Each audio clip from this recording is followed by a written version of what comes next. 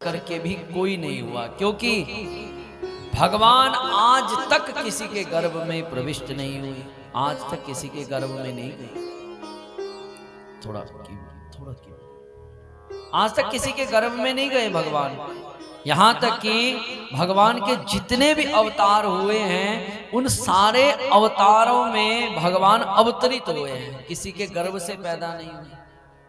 भगवान कृष्ण का अवतार होगा, आगे जन्म लीला आएगी, तो भगवान उस देवकी के गोद में प्रकट हुए हैं भगवान, एक दिव्य तेज के रूप में।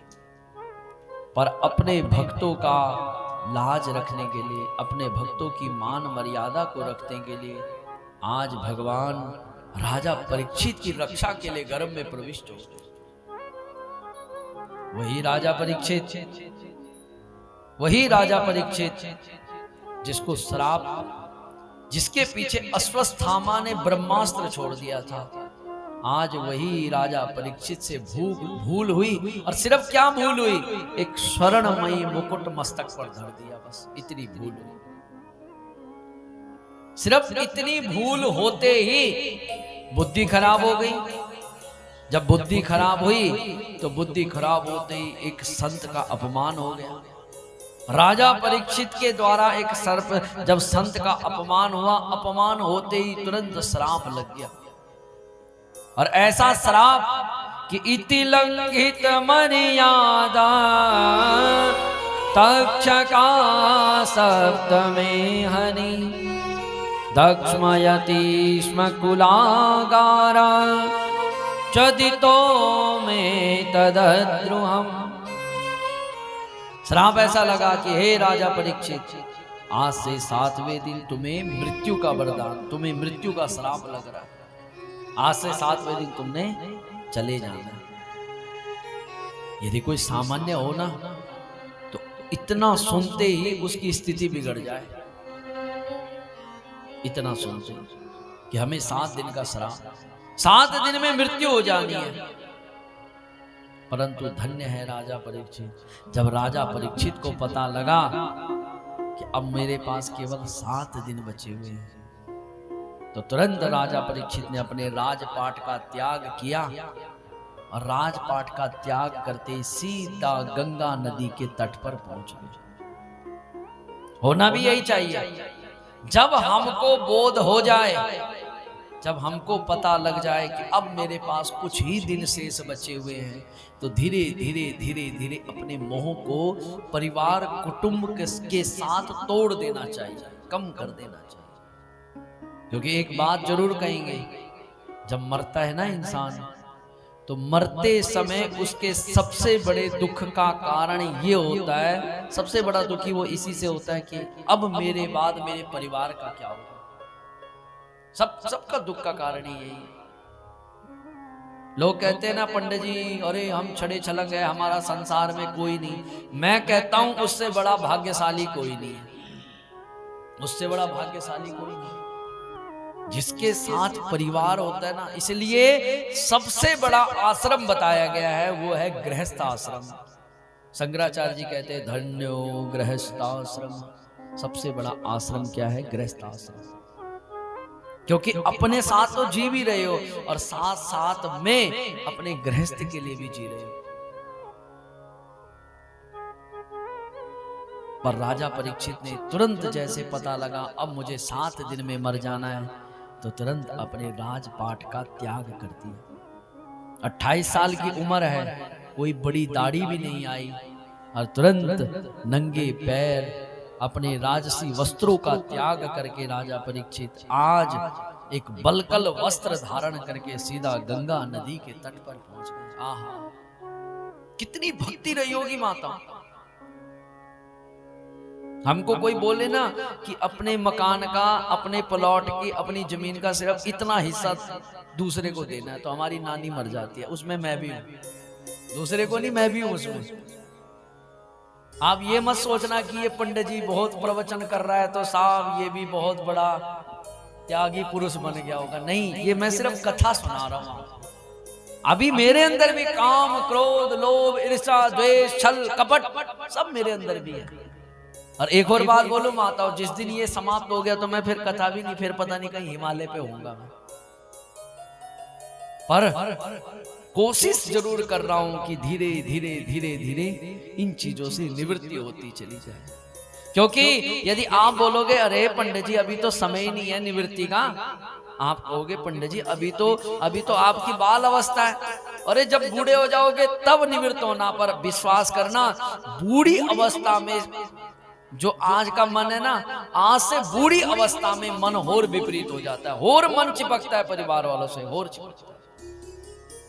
तो राजा परीक्षित तुरंत राजपाट का त्याग करते हुए गंगा नदी के तट पर सुख तीर्थ, मुजफ्फरनगर के पास है सुख तीर्थ धाम, एक बट वृक्ष लगा हुआ था वहां पर बरगद का, जैसे ये बाहर लगा हुआ है, और तुरंत सुखदेव जी महाराज नीचे बैठ गए।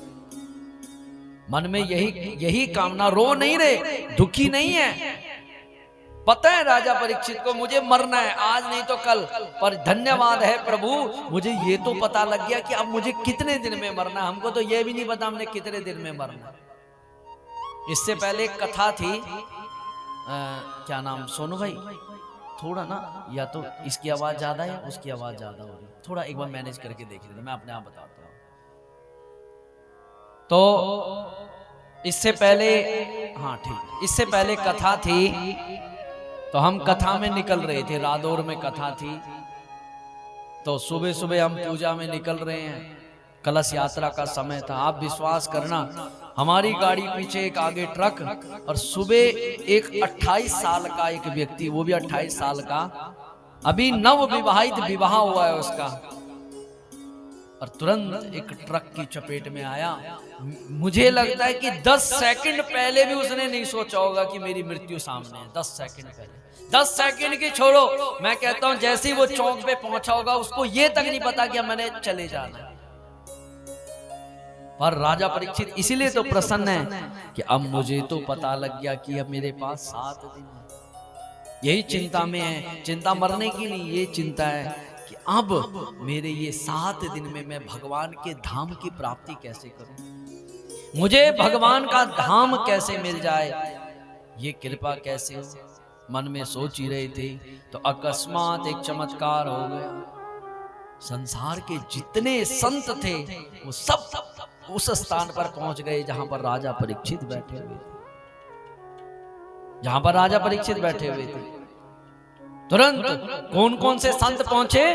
अत्रि वशिष्ठ च्यवन सरद्वा नरेस्तनेमि भृगुरंगिराश्चा। अत्रि वशिष्ठ च्यवन सरद्वा नरेस्तनेमि भृगुरंगिराश्चा।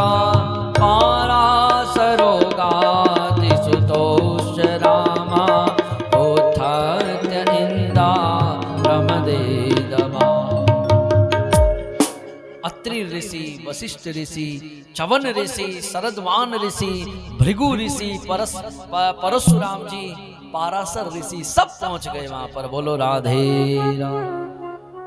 अब जैसे सारे ऋषि पहुंचे तो राजा परीक्षित प्रसन्न। राजा परीक्षित सोचने लगा, वाह वाह साम, मुझे ऐसा लग रहा है मुझे श्राप नहीं लगा, मुझे तो वरदान मिल गया। अरे कौन ऐसा भाग्यशाली होगा जिसकी मृत्यु समय पर चारों तरफ से संत बैठे होंगे। हो सकता है कोई एक भाग्यशाली केवल भीष्म पितामह हुए हैं और एक हुए हैं राजा परीक्षित।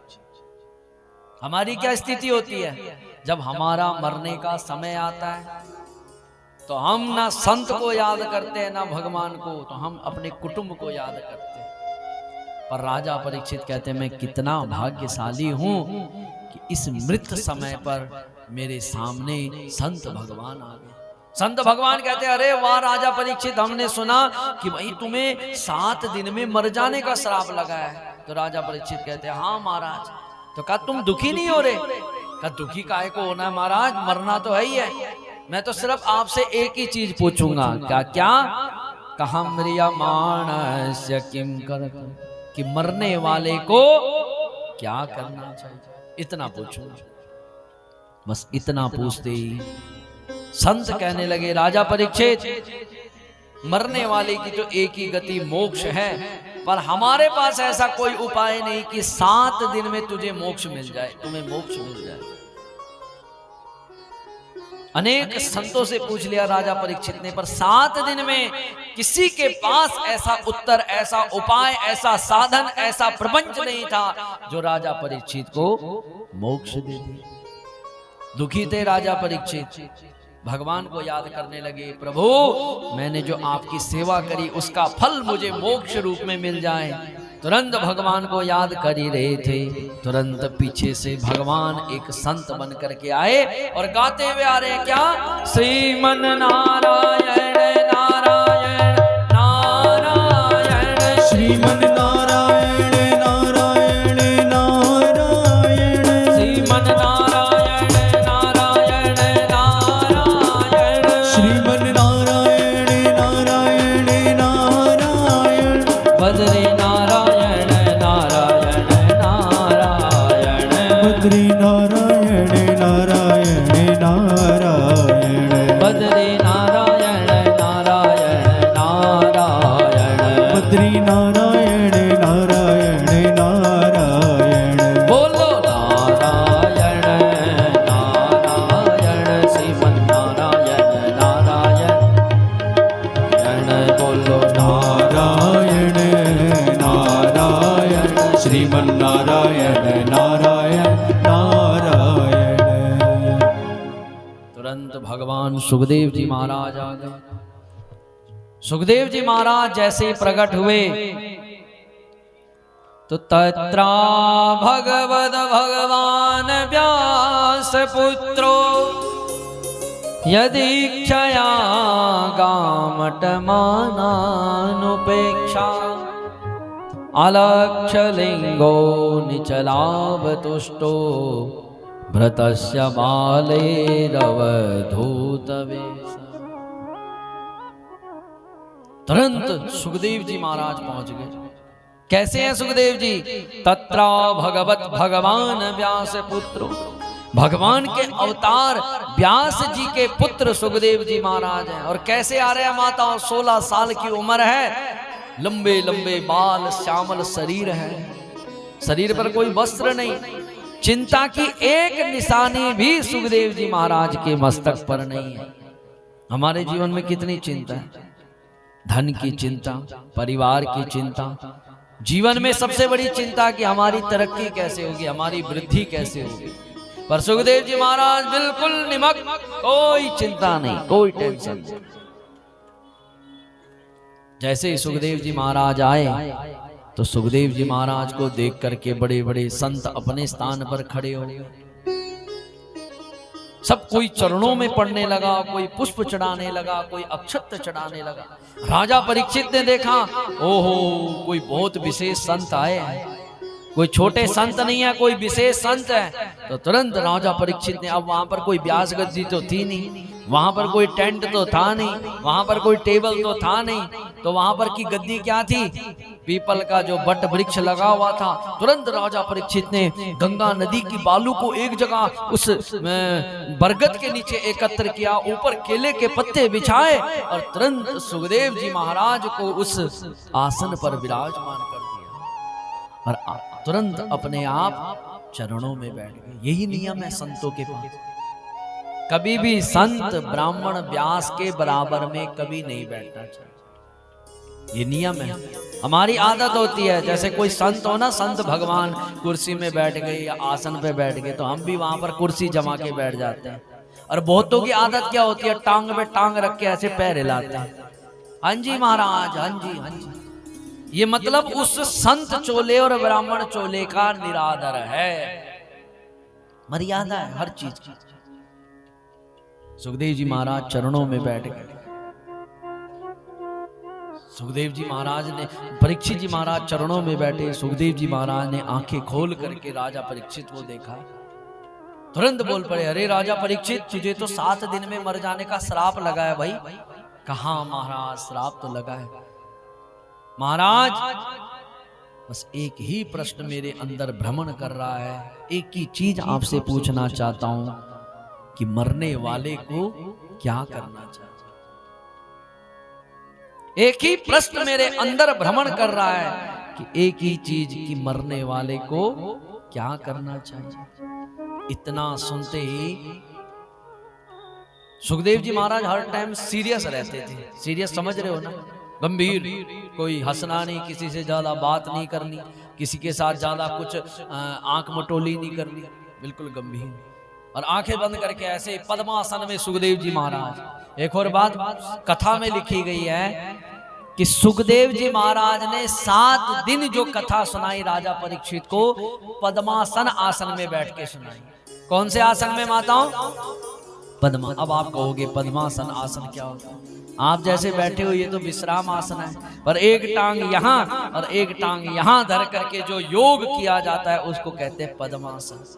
अब ऐसे करके सुखदेव जी महाराज बैठे हुए हैं, तो जैसे ही प्रश्न किया कि महाराज मरने वाले को क्या करना चाहिए, इतना सुनते ही हल्का मुस्कान सुखदेव जी महाराज के मुख पर आ गई।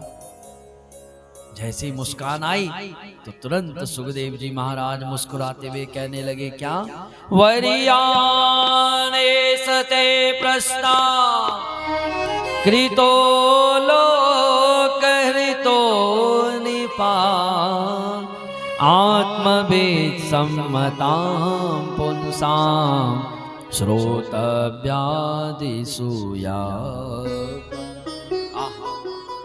सुखदेव जी महाराज मुस्कुराते हुए बहुत अच्छा प्रश्न किया राजा परीक्षित। आहा क्या प्रश्न! राजा परीक्षित कितना बढ़िया प्रश्न किया। आत्मवेता पुरुष इस प्रश्न को देख करके प्रसन्न हो जाते हैं। परीक्षित जी ने कहा, महाराज ऐसा क्या मैंने कहा आपको? मैंने यही तो कहा कि मरने वाले को क्या करना चाहिए। राज सुखदेव जी कहते हैं, राजा परीक्षित तुम्हारे जो तुमने प्रश्न किया है ना, इसी में तुम्हारा उत्तर है और सबका प्रश्न है, तुम्हारा नहीं। क्योंकि यहाँ जितने भी बैठे हुए हैं ना, सब मरने वाले हैं। क्या हैं? सारे मरने वाले। कोई ऐसा नहीं है कि यहाँ कोई अमृत धारण करके बैठा हुआ है, कोई नहीं। सब मरने के लिए तैयार बैठे हुए हैं। किसी की गति दीर्घतम परिपूर्ण नहीं है। इसलिए राजा परीक्षित 2 दिन का यौवन रहा, 2 दिन के धनवान, तन होता निस प्राण, फिर चला लेट शमशान। 2 दिन के यौवन रहा, 2 दिन के धनवान। अच्छा एक बात है माता, यौवनता की उम्र बताई गई है। थोड़ा इसकी थोड़ा इसकी आवाज बढ़ाओ, थोड़ा इसकी हल्की आवाज बढ़ा दो मॉनिटर की। हरी। तो राजा सुखदेव जी कहते हैं, राजा परीक्षित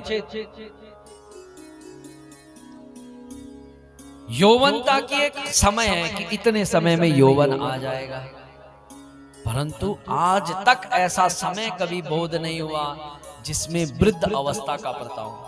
माताओं, किसी को पता लगा कि इस उम्र में वृद्ध अवस्था आती है? नहीं आती, किसी को पता ही नहीं लगता। असलियत में वृद्ध अवस्था का लक्षण शास्त्रों में क्या बताया है कि जब आपके बाल सफेद होने लग जाए, पहला लक्षण।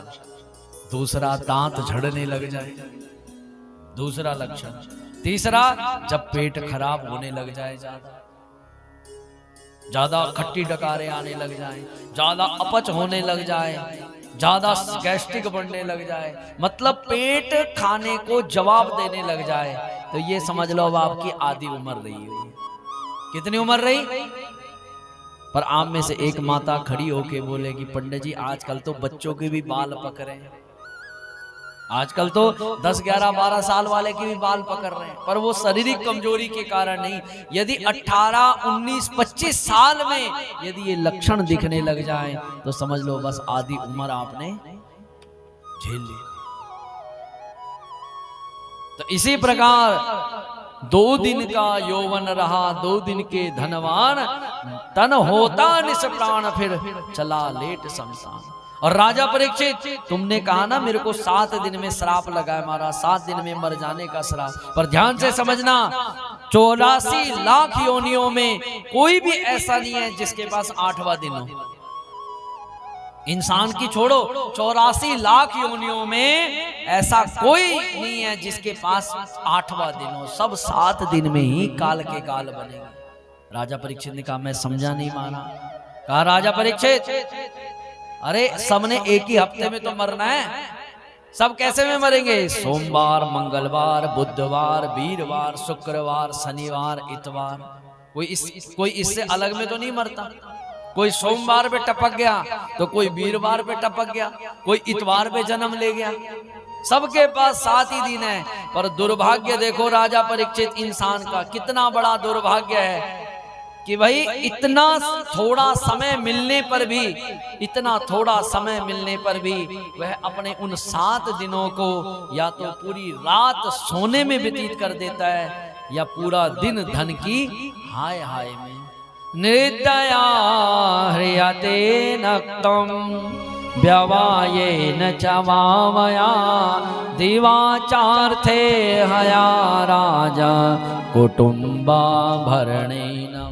यही होता है ना।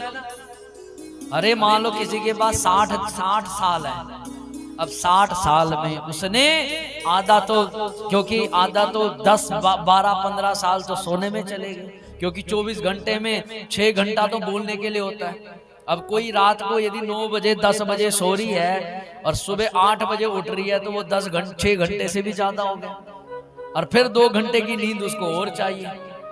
तो अब आप बताओ 8-10 घंटे तो वो पूरे दिन सोगी, या कोई सो गया तो 24 घंटे में गया ना उसका आधा घंटा, आधा दिन चला गया उसके सोने में। तो ऐसे ही 60 जो उसको साल मिले हुए उसमें से 30 साल तो सोने में चले गए।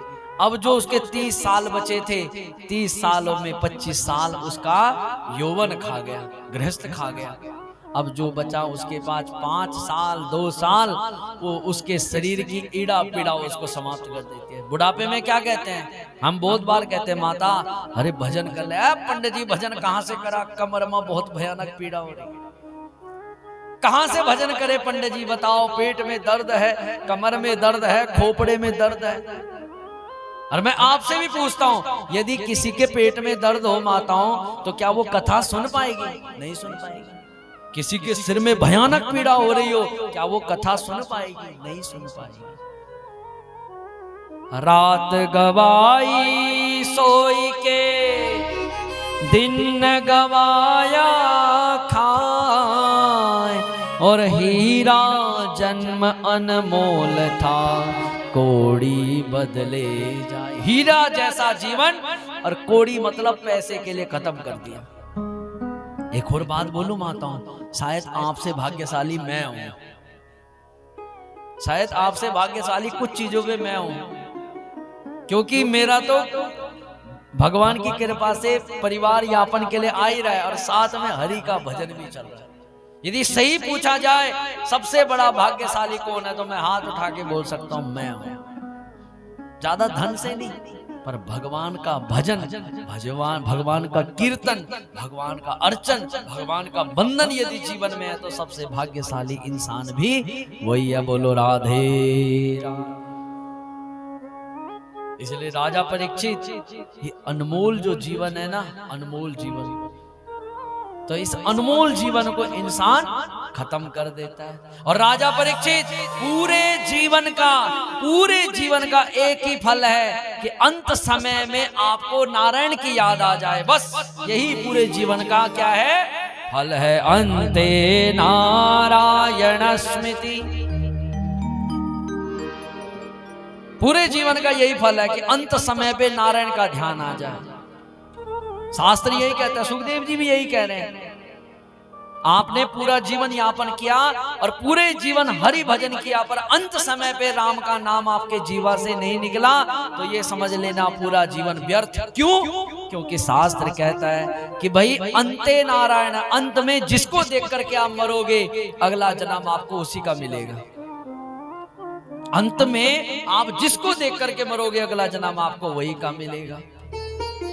जड़ भरत जी का चरित्र आता है। जड़ भरत जी ने अंतिम समय पे मृग को देख करके, मृग के प्रेम में मरे थे, इसलिए अगला जन्म मृग बने। गरुड़ पुराण कहता है स्त्री को देख करके मरोगे तो अगला जन्म स्त्री का मिलेगा। इसलिए माताओं, पूरे जीवन का जो सिर्फ फल है वो केवल 40 सेकंड है। मौत कितने में होती है? 40 सेकंड लगते हैं प्राण निकलने में। कितने सेकंड? पर वो 40 तानपुरा कम कर देंगे, तानपुरा बंद कर देंगे। पर वो 40 सेकंड इतने खतरनाक होते हैं माताओं, कहते हैं कि 1000 बिच्छुओं की काटने की पीड़ा होती है जब मौत होती है। तानपुरा बंद कर देंगे। 1000 बिच्छुओं की काटने की पीड़ा होती है जब प्राण निकलते हैं। तो 40 सेकंड में प्राण निकल जाते हैं। तो इसलिए माताओं, शास्त्र भी कहते हैं और एक भगत कहते हैं क्या? अनमोल है ये जीवन यूं ही गवा रहा है। प्रेम के साथ, आनंद के साथ, यदि आप भी चाहते हो कि हमारा जीवन सफलता परिपूर्ण निकले, गाते हुए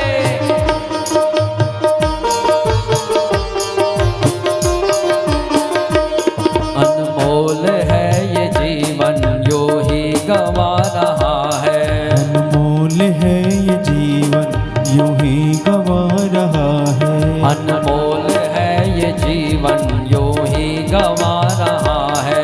अनमोल है ये जीवन यूं ही गवा रहा है। किस और तेरी मंजिल, किसी और तेरी मंजिल किसी और जा रहा है। अनमोल है ये जीवन यूं ही गवा रहा है। अनमोल है ये जीवन यूं ही गवा रहा है। श्री राधे।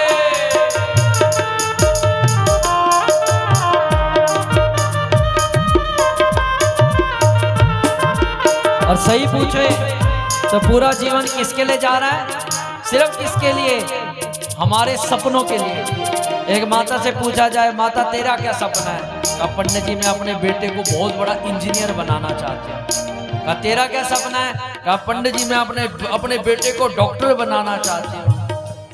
और उस सपने में जीवन खत्म। किसी से पूछा जाए तेरा क्या सपना है? कहा महाराज बहुत बड़ा मकान होना चाहिए, बहुत बड़ा व्यवसाय होना चाहिए। पूरा जीवन उसी में खत्म। इसलिए सपनों की नींद में ही ये रात ढल न जाए।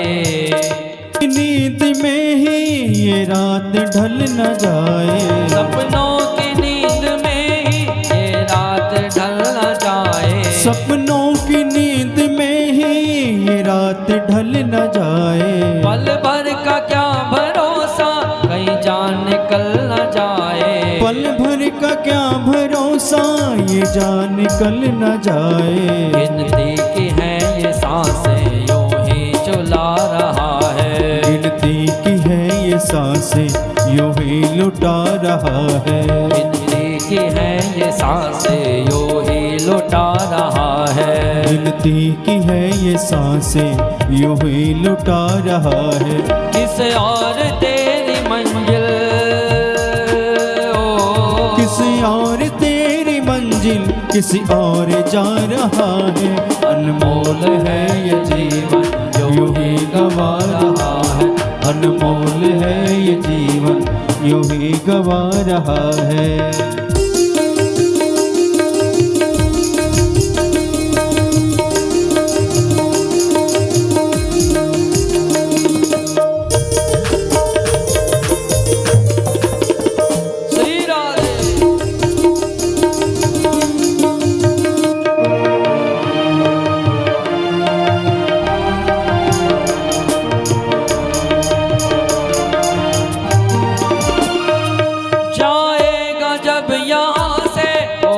न साथ देगा। जाएगा जब यहाँ से कोई न साथ देगा। जाएगा जब यहाँ से कोई न साथ देगा। जाएगा जब यहाँ से कोई न साथ देगा। इस हाथ जो लिया है उस हाथ जाके लेगा। इस हाथ जो लिया है उस हाथ जाके लेगा। लिखने वाला भी गजब था माता, कितनी अच्छी बात बोली। इस हाथ जो लिया है उस हाथ जाके लेगा। मतलब यदि इस जन्म में यदि हम कोई सुख भोग रहे हैं तो उस सुख का कारण है हमारा पूर्व जन्म। यदि पूर्व जन्म में देखो, हम इस समय कितनी ठंड है, भयानक ठंड, तो रात्रि के समय पे हम रजाई के अंदर सो रहे हैं। क्यों सो रहे हैं? क्योंकि हमने अपना पूर्व जन्म में किसी न किसी प्रकार का कोई दान किया है। यदि दान नहीं किया होता तो फिर कहां से सोते। और इसलिए एक बात और बोल दूं माताओं, जब रात को आप कोई सुख में सोते हो ना, तो धन्यवाद बोलो, हे प्रभु मैंने कोई तेरा धन्यवाद प्रभु कि एक मेरे साथ वाले बाहर भी हैं जिनके लिए रजाई और कंबल भी नहीं है, और एक मैं कितना भाग्यशाली हूं कि मैं इस रजाई और कंबल में सो रहा हूं। कभी भोजन की थाली आ जाए तो उस भोजन की थाली को प्रणाम करना है। क्यों करना है? कहना है प्रभु तेरा धन्यवाद कि मैं कितना भाग्यशाली हूं कि मुझे खाने के लिए अन्न मिल रहा है। आप कहो पंडित जी आप करते हो, तो मैं करता हूं, मैं ये करता हूं क्योंकि कोई ना कोई पूर्व जन्म का कोई कृत्य है, तभी कोई ना कोई फल मिल रहा है। इसलिए जाएगा जब यहाँ से कोई न साथ देगा, जाएगा जब यहाँ से कोई न साथ देगा, इस हाथ जो लिया है उस हाथ जाके लेगा, इस हाथ जो लिया है उस हाथ जाके लेगा। कर्मों की है ये खेती फल आजमा रहा है, कर्मों की है ये खेती फल आजमा रहा है। किस और तेरी मंजिल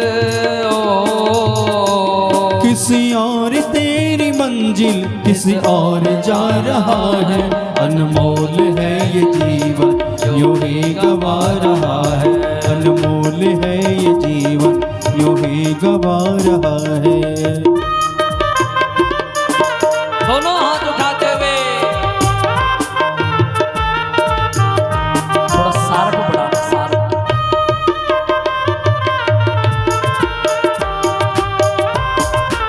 हरी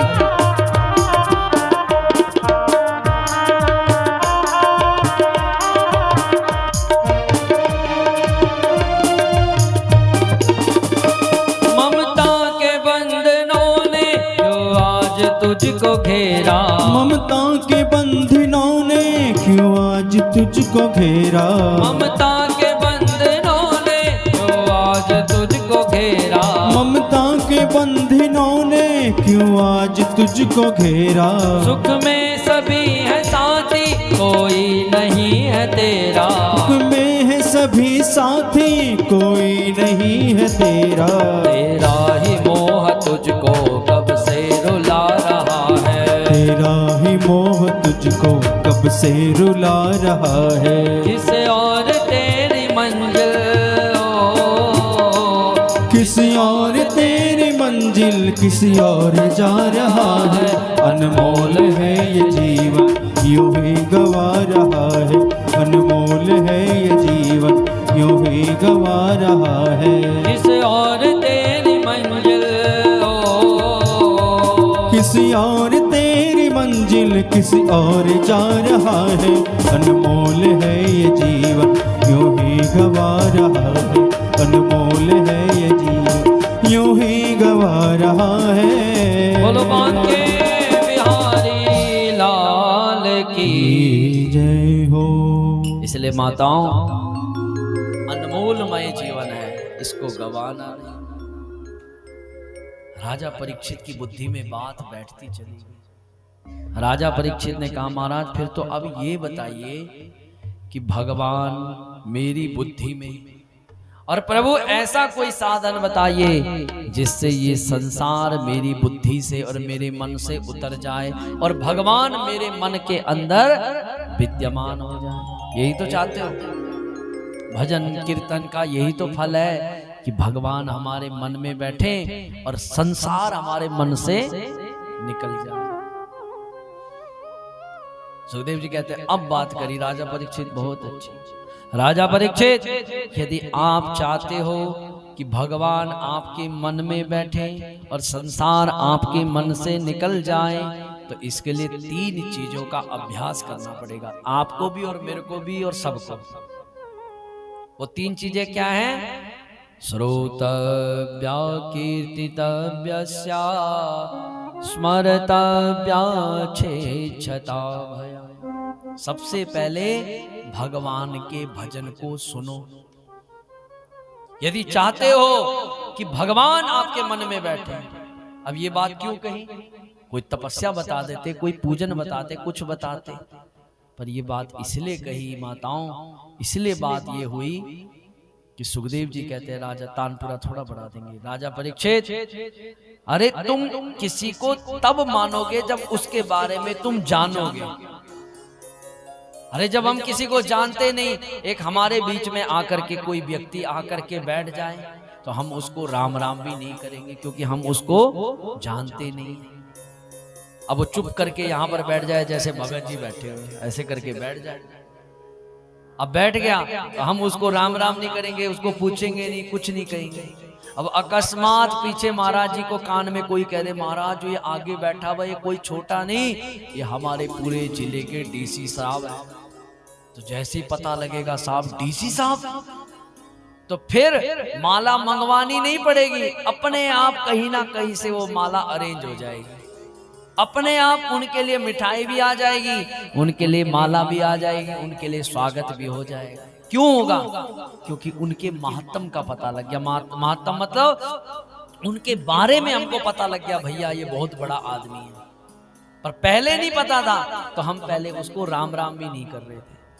ये गुग्गा जी महाराज है ना, जब इनके महत्तम का पता लगा तब इनकी प्रसिद्धि हुई। ठाकुर जी की प्रसिद्धि कब हुई? जब इनके महत्तम का पता लगेगा। तो महत्तम कौन है? ये भागवत पुराण। अरे एक भजन आता है, श्री कृष्ण गोविंद हरे मुरारे, हे नाथ नारायण वासुदेवा। श्री कृष्ण गोविंद हरे मुरारे, हे नाथ नारायण वासुदेवा। हे नाथ नारायण वासुदेवा। हे नाथ नारायण वासुदेवा। पर कब गाए माताओं, कब गाया? जब हमने सुना। अब सुना ही नहीं तो कहां से गाएंगे? तो राजा परीक्षित कहते हैं, ठीक है महाराज, 3 चीजें अभ्यास, श्रोतव्या कीर्तितव्यस्या स्मरतव्या छेच्छता। चलो हमने भगवान के बारे में सुन भी लिया, फिर उसके बाद क्या करें? तो जो सुना वो दूसरे को सुनाओ। मतलब जो ज्ञान आपने ठाकुर जी के लिए अपने मन में लाए वो फिर दूसरे को सुनाओ। याद रखना, पढ़ने से ज्यादा ज्ञान पढ़ाने से आता है माता। जो मास्टर जी होते हैं वो खुद कहते हैं कि पढ़ने से ज्यादा पढ़ाने में ज्ञान आता है, क्योंकि पढ़ाते समय पूर्ण ध्यान होता है कि मुझे क्या पढ़ाना है। ऐसे ही माताओं, पहले उस भजन को सुनो और फिर दूसरे को सुनाओ। पहले भगवान को समझो और फिर दूसरे को समझाओ कि महाराज ऐसे करके भगवान है, भगवान का चरित्र ये है, भगवान की कथा ये है, भगवान का नाम ये है। का हमारा तीसरी चीज का जब सुन लिया, जब दूसरे को सुना लिया, फिर एकांत में बैठ करके स्मरतव्या, फिर भगवान का स्मरण करो। ये बात उनके लिए है माताओं जो चाहते हैं कि हमारा जीवन सफल हो जाए, राजा परीक्षित की तरह। ये बात उनके लिए है। और जो चाहते हैं साहब हमारे पास खूब माल पत्ता आए, खूब गाड़ी आए, खूब बंगला आए, खूब छनाछन धन आए, तो उनके लिए ये बात मतलब की नहीं है। पर जो चाहते हैं हम ठाकुर जी के शाश्वत भक्त बन जाए, उनके लिए बहुत महत्वपूर्ण। राजा परीक्षित कहते हैं, महाराज एकांत में बैठ के ध्यान कैसे करें? का राजा परीक्षित एकांत में बैठ करके एक प्रतिमा को अपने मन के अंदर प्रतिष्ठित कर लो। जिस भी देवता को आप मानते हो, मान लो आपने ठाकुर जी को मानते हो, तो सबसे पहले माला लेकर के आंखें बंद करके सबसे पहले सुबह सुबह मन ही भाव से भगवान के चरणों को प्रक्षालन करवाओ, धुलाओ। मन से आप अमीर है माताओं, तन से हम गरीब हो सकते हैं, पर मन से गरीब नहीं हो सकते। मन के भाव से ठाकुर जी को चाहे सोने की माला पहनाओ, मन के भाव से चाहे भगवान को हीरे की माला पहनाओ, मन के भाव से चाहे आप जो मर्जी करो। सबसे बड़ी पूजन माना गया है मानसी पूजा। कौन सा पूजन? मानसी पूजन। मन से जो पूजन होता है, और इसके बहुत फायदे हैं। कथा से देखो कितनी बातें निकल रही हैं। एक तो मानसी पूजन का सबसे बड़ा फायदा, आपका मन बिल्कुल पवित्र हो जाएगा। और सही बात है, तन का काला होना चल जाता है, पर मन का काला बहुत माड़ा होता है। जो मन का काला है ना, वो मन का काला नहीं होना चाहिए। और मन के काले को दूर करने का यही साधन है, एकांत में संध्या में बैठो। बहुत माताओं का प्रश्न होता है, पंडित जी संध्या करते हैं तो नींद आती है, कहते हैं ना सारे। अब पंडित जी जब संध्या करते हैं तो नींद आती है, माला जपते हैं तो नींद आती है, कथा में बैठते हैं तो नींद आती है। पर मैं उन्हीं माताओं से पूछता हूँ, माता जब पैसा गिनते हैं रुपया, तो क्या नींद आती है? आती है माताओं? जिन्होंने तिजोरियों में रखा हुआ है, मैं उन्हीं से पूछूं कि वो हफ्ते महीने में गिनती हैं तो उस समय नींद आती है? नहीं आती। सबसे बड़ा बाधा है ये नींद। और नींद इसलिए आ रही है क्योंकि आपने अपने मन को नहीं बोला, बुद्धि को नहीं बोला कि ये मतलब की बात है। क्योंकि पैसा गिनते में हिसाब रहता है, अरे साहब किसी के पास अतिरिक्त ना चला जाए। एक नोट को भी 3 बार ऐसे लगाते, थूक लगा के, कहीं ज्यादा ना चला जाए। तो उस समय नींद नहीं आती। चाहे रात को 2 बजे खड़ा कर लो, यदि रात को 2 बजे कह देना, बहन महाराज जी ये 50,000 रुपए हम तुमको दे रहे हैं, गिनो जरा, तो नींद नहीं आएगी।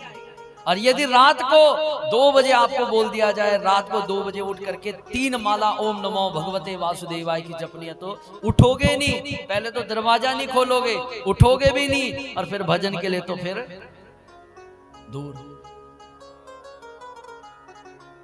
एक राजस्थान के बहुत बड़े संत हुए हैं, तो आप 100-150 साल पुरानी बात है, बात पे बात आ गई। तो वो संत एक पेड़ पे पैर लटका करके भजन करते थे। पेड़ होता है ना, पेड़ जैसे, पेड़ पे ऊपर बैठे हुए, पैर नीचे लटकाए हुए, नीचे सरोवर जोहड़ था, तालाब था, झील थी, और ऊपर बैठ करके भजन करते, नीचे पैर लटका के। और तैरना नहीं आता था उनको। तो किसी ने पूछा, बाबा जी आप ऊपर बैठ करके भजन क्यों करते हो? कहा बच्चा,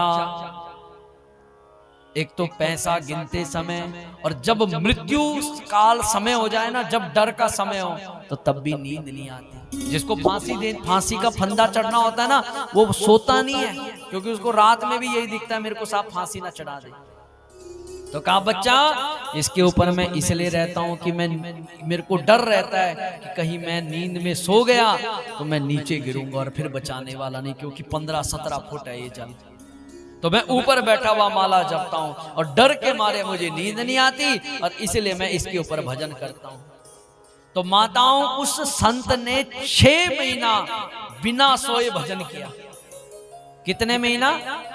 जो लोग कहते हैं हमको नींद आती है, पर ऐसे भी संत है जिन्होंने 6 महीना हो गया भजन करते करते उनको नींद नहीं आई, क्योंकि डर था। पर आज 6 महीने बाद भगवान पहुंच गए। भगवान आए, पेड़ पे चढ़ने लगे, बाबा जी स्नान करते, भगवान आए। भगवान ने कहा, अरे भगत जी कहाँ जा रहे हो? कहा बाबा हम ऊपर चढ़ रहे हैं। कहा एक किसान रूप बन के आए भगवान। तो कहा बाबा एक काम कर लो, पहले चूरमा ले लो फिर चढ़ लो, भूख लगी होगी। तो बाबा जी ने इग्नोर मारा, कोई ध्यान नहीं दिया जा रहा। अब भगवान जो किसान बन के आए थे वो जिद पकड़ ली, नहीं बाबा पहले तो चूरमा खाओ, पहले तो चूरमा खाओ, फिर भजन करना, फिर चढ़ना ऊपर। संत ने भी हाथ जोड़ करके बोला, अंत में बोल ही दिया संत ने कि देख भैया, हम ये चूरमा खाने के लिए भजन नहीं कर रहे, हम तो चूरमा खाने के लिए भजन नहीं कर रहे। किसान ने बोला फिर किस लिए कर रहे हो? कहा हम तो उस राम जी का दर्शन करने के लिए भजन कर रहे हैं। और माताओं, अकस्मात उस किसान के रूप में भगवान श्री रामचंद्र जी प्रकट हो गए। बोलो रामचंद्र जी महाराज की जय। अकस्मात जो किसान रूप धारण करके आए थे भगवान, वो किसान का देह त्याग करके तुरंत भगवान रूप में प्रकट हो गए। बाबा जी चरणों में, अरे प्रभु आप? का बच्चा मैं तेरी भक्ति से बहुत प्रसन्न हूं, 6 महीने हो गए तुझे सोया नहीं। जा मांग, क्या मांगना चाहता है? कहा प्रभु बस आपका दर्शन कर लिया, और क्या चाहिए? जब सच्ची भक्ति आपके मन में हो जाएगी ना, मैं गारंटी देता हूं आपका मांगने की इच्छा ही नहीं होगी कोई। कभी भजन करके देखना, माला आप जब चरम सीमा पे पहुंच जाओगे, आपका मन कहेगा मांग ले, क्या मांगना है, पर मन नहीं करेगा, क्योंकि सबसे प्यारा, सब चीज का अंत और सब चीज का पूर्णता भगवान आपके सामने रहेंगे। संत ने कहा मुझे कुछ नहीं चाहिए, बस बाबा ऐसे ही, प्रभु ऐसे ही राम जी का भजन गाता जाऊं, चलता जाऊं, चलता जाऊं। भगवान आशीर्वाद देके चले गए। अकस्मात उस किसान के शरीर से एक देवी प्रकट हुई। देवी उसके शरीर से बाहर आई और रोने लगी, नहीं आऊंगी, नहीं आऊंगी, नहीं आऊंगी। बाबा ने पूछा देवी तू मेरे अंदर कहां बैठी हुई थी, कौन है तू? कहा प्रभु संत भगवान मैं कोई और नहीं, मैं निद्रा देवी हूं। कौन सी देवी? निद्रा देवी। 6 महीने हो गए, मेरे आगे तो बड़ों बड़ों का बस नहीं चलता, मैंने तो बड़ों बड़ों को परास्त कर दिया, पर बाबा जी मान गया आपको। 6 महीने हो गए, आपके ऊपर सब शस्त्र चला दिए, पर आप सोए नहीं। तो इसलिए क्या है, ये नींद भी बहुत बड़ी बाधा है। तो राजा परीक्षित, सुखदेव जी कहते हैं राजा परीक्षित एकांत में बैठ करके भजन करो, और एकांत में आंखें बंद करके आपके सामने ठाकुर जी हूं। सबसे पहले ठाकुर जी के चरणों को धो। देखो ठाकुर जी के चरण कैसे हैं, सुंदर नाखून चंद्रमा के समान श्वेत वर्ण के। अनुमान लगाओ भगवान के चरण कैसे हैं, आहा हल्के हल्के अलकावली, रक्त अलकावली भगवान की प्रफुल्लित है। भगवान का मुख कैसा लग रहा है, जैसे कोई खिला हुआ कमल हो। और राजा परीक्षित धीरे धीरे अपनी आवश्यकताओं को कम करते चले जाओ, ये नियम है जीवन में भक्ति के। कहा महाराज आवश्यकताएं कैसे कम करूं? सुखदेव जी कहते हैं राजा परीक्षित भगवान ने ना आपको जीने के लिए सब साधन दिए हुए हैं, बस आवश्यकताएं हमने बढ़ाई हैं। अरे जब घर में एक कुर्ता पजामा है तो काहे को फिर पैंट कमीज सिलाते हो, है ना? पहले का समय होता था, किसी के ब्याह में जाना होता था तो पड़ोसी का जो ब्याह हुआ उसी का कोट पैंट ब्याह में पहन लेते थे। अब तो साहब हमको भी कोट पैंट चाहिए, हमको भी शेरवानी चाहिए। का राजा परीक्षित जब हाथ दिए हुए हैं तो बर्तन की क्या आवश्यकता, जब सुराने के रूप में जब आपके हाथ हैं तो फिर सुराने तकिए की क्या आवश्यकता। राजा परीक्षित क्या पहाड़ों ने रहने के लिए गुफाएं बंद कर दी हैं क्या? क्या राजा परीक्षित भूख लगे तो फल खाओ? राजा परीक्षित जब ठंड लगे वस्त्रों की जरूरत हो तो बलकल वस्त्र पहनो, काहे को आवश्यकता बढ़ा रहे? एक संत भगवान जंगल में रहते थे, कथा समझ लग रही है ना? बोलो राधे राधे। ये मैं इसलिए बता रहा हूं, इस पे इसलिए फोर्स दे रहा हूं कि जीवन में हर चीज आवश्यकता बढ़ाने से नहीं होती। जीवन में सुख इन विषयों से नहीं है, अपने आत्मा राम में सुख है। तो एक जंगल में एक संत रहते थे। अब संत ने किसी भंडारे में हलवा खा लिया, सुंदर बढ़िया देसी घी का हलवा था, संत ने खा लिया। अब जीभ को आदत पड़ेगी, जीभ को टेस्ट लग गया, वो स्वाद लग गया। अब एक दिन संत भगवान हिमालय पे बैठे हुए अकस्मात मन ने कहा वाह भैया, उस झरा भंडारा में हमने हलवा खाया था, वो हलवा मिल जाए तो आहा क्या कहना। अब संत मन ही मन सोचने लगा कि इस घनघोर जंगल में घी कहां से लाऊं, आटा कहां से लाऊं, और कहां से लाऊं। तो मन ही मन सोच रहे थे तो अकस्मात एक पेड़ पे पके हुए केले देख लिए।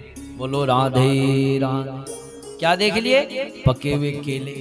अब जैसे केले देखे तो संत भगवान ने तुरंत वो एक केला, पका हुआ केला निकाला, छिला, खाया और आनंद में बोले वाह मेरे राम जी, जय हो जय हो, क्या कृपा आपकी। देखो इस घनघोर जंगल में आपने सुंदर हलवा पैक करके भेज दिया। बोलो राधे राधे। हलवे की तरह प्रकृति का हलवा क्या है? केला। कोई गुठली नहीं, कोई किसी प्रकार का उपद्रव नहीं। तो अपने मन को समझाना है, जिस रजा में आपको रखना है उसी रजा, जिस रजा में राम जी रखें उसी रजा में रहो। पर राजा परीक्षित इस मानव शरीर को प्राप्त करके भी जिसने भगवान का नाम नहीं जपा तो उसको देख करके 4 जानवर हंसते हैं। मानव शरीर को प्राप्त करके जिसने भजन नहीं किया उसको देख करके 4 जानवर हंसते हैं। का कौन कौन से महाराज? कस्वविट्वरा होस्ट खरे संस्ता पर सा प्रभु। का राजा परीक्षित पहला जानवर है कुत्ता। परीक्षित ने पूछा महाराज कुत्ता क्यों हंसता है इंसान को देख के? कहा कुत्ता उस इंसान को देख के हंसता है जो इंसान आपस में लड़ते हैं।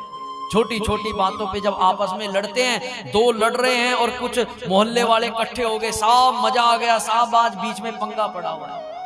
एक बात और बोलूं, अभी कथा की बात चली है इसलिए ये जगह खाली है, और यदि यहाँ पर किसी का पंगा पड़ता ना, पंगे वाली पंचायत होती, तो मैं गारंटी देता उस दीवारों पे भी बैठे मिलते। बोलो राधे राधे। है कि नहीं बात?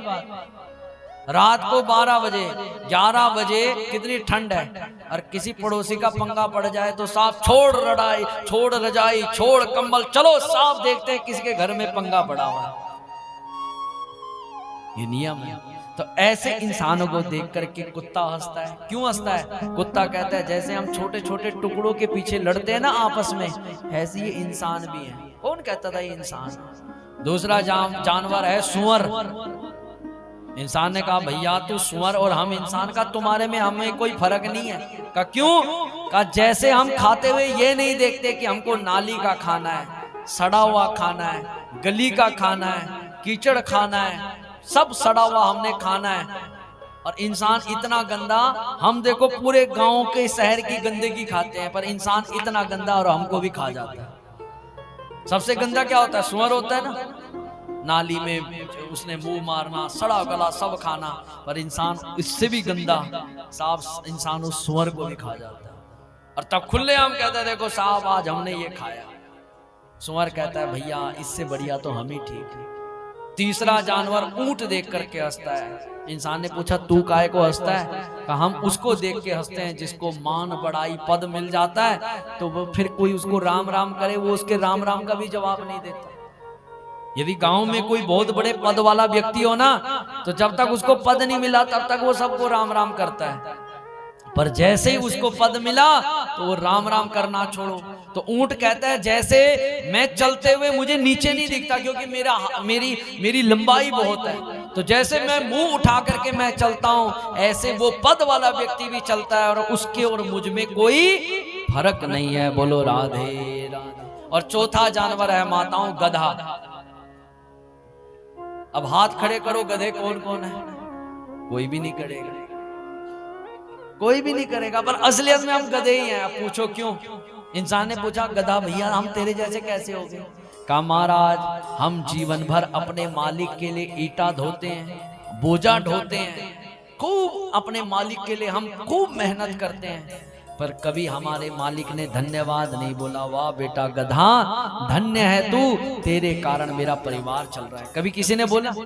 कभी किसी ने अपनी भैंस के पैरों में पड़ी और पर जय हो धन्य भैंस देवी, तेरे कारण मेरा परिवार चल रहा है, कुटुंब चल रहा है? कभी पड़ा कोई किसी बैल के पैर में पड़ा? नहीं पड़ा।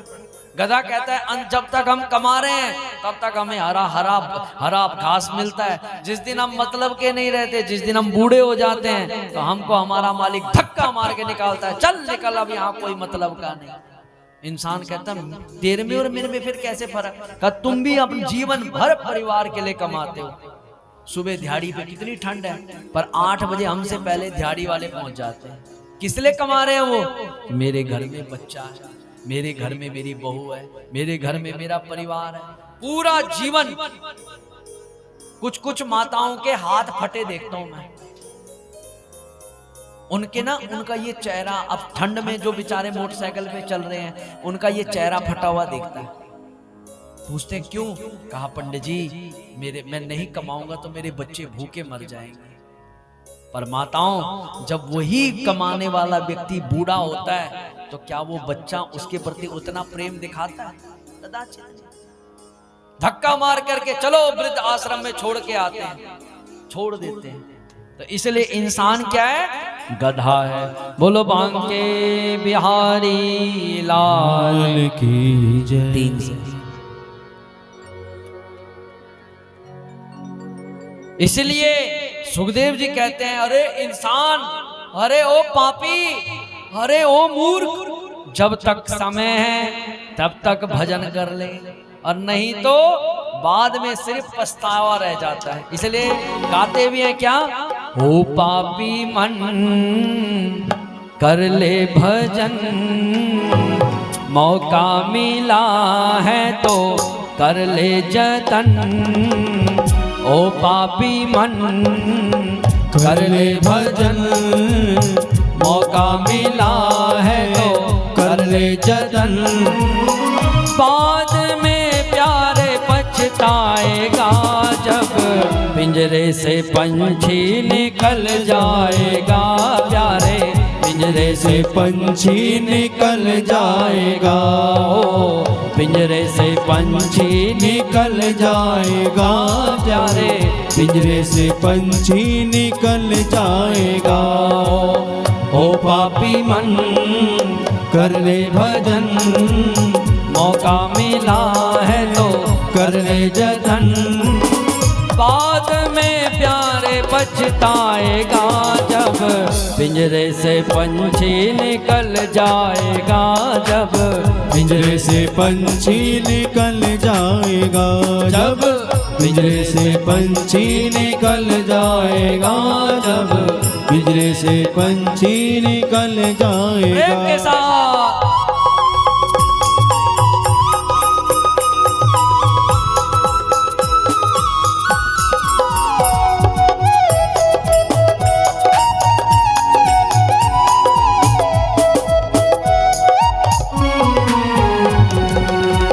करता तो मेरा मेरा, क्यों करता तो मेरा मेरा, क्यों करता तो मेरा मेरा, क्यों करता तो मेरा मेरा।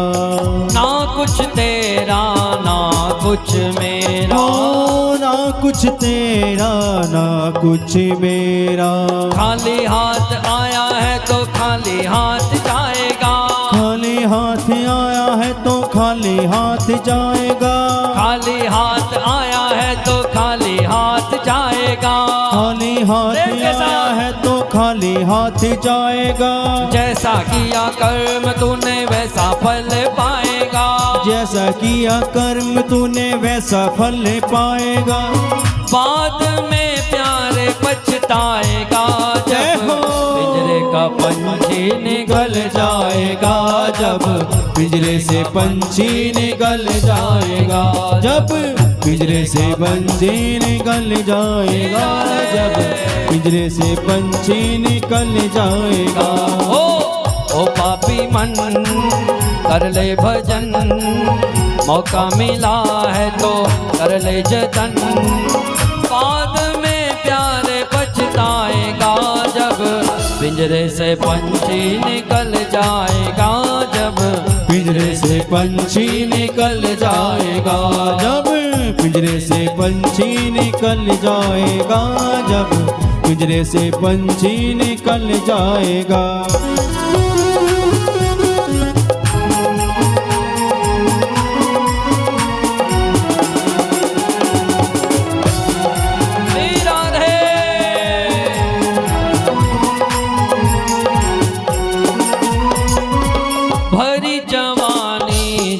भर के सोया, भरी जवानी जीवन होया। भरी जवानी जी भर के सोया। भरी जवानी जी भर के सोया। आया बुढ़ापा तो देख रोया। आया बुढ़ापा तू देख रोया। आया बुढ़ापा तो देख रोया। आया बुढ़ापा तू देख रोया। प्रभु की नजरों से बच नहीं पाएगा। प्रभु की नजरों से तू ना पाएगा। प्रभु की नजरों से तू बच नहीं पाएगा। प्रभु की नजरों से तू बच नहीं पाएगा। आएगा बुढ़ापा तो थर थर थर थर कांपेगा। आएगा बुढ़ापा तो थर थर थर थर कांपेगा। बाद में प्यारे पछताएगा, जब पिंजरे का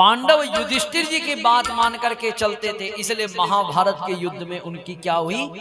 जय हुई। परंतु उधर कौरव विदुर जी की बात को नहीं मानते थे। एक दिन विदुर जी ने धृतराष्ट्र को समझाया, भैया धृतराष्ट्र, ये साक्षात तेरा पुत्र दुर्योधन साक्षात काल के समान है, सारे कौरव वंश को समाप्त कर देगा, मान जा, निकाल दे।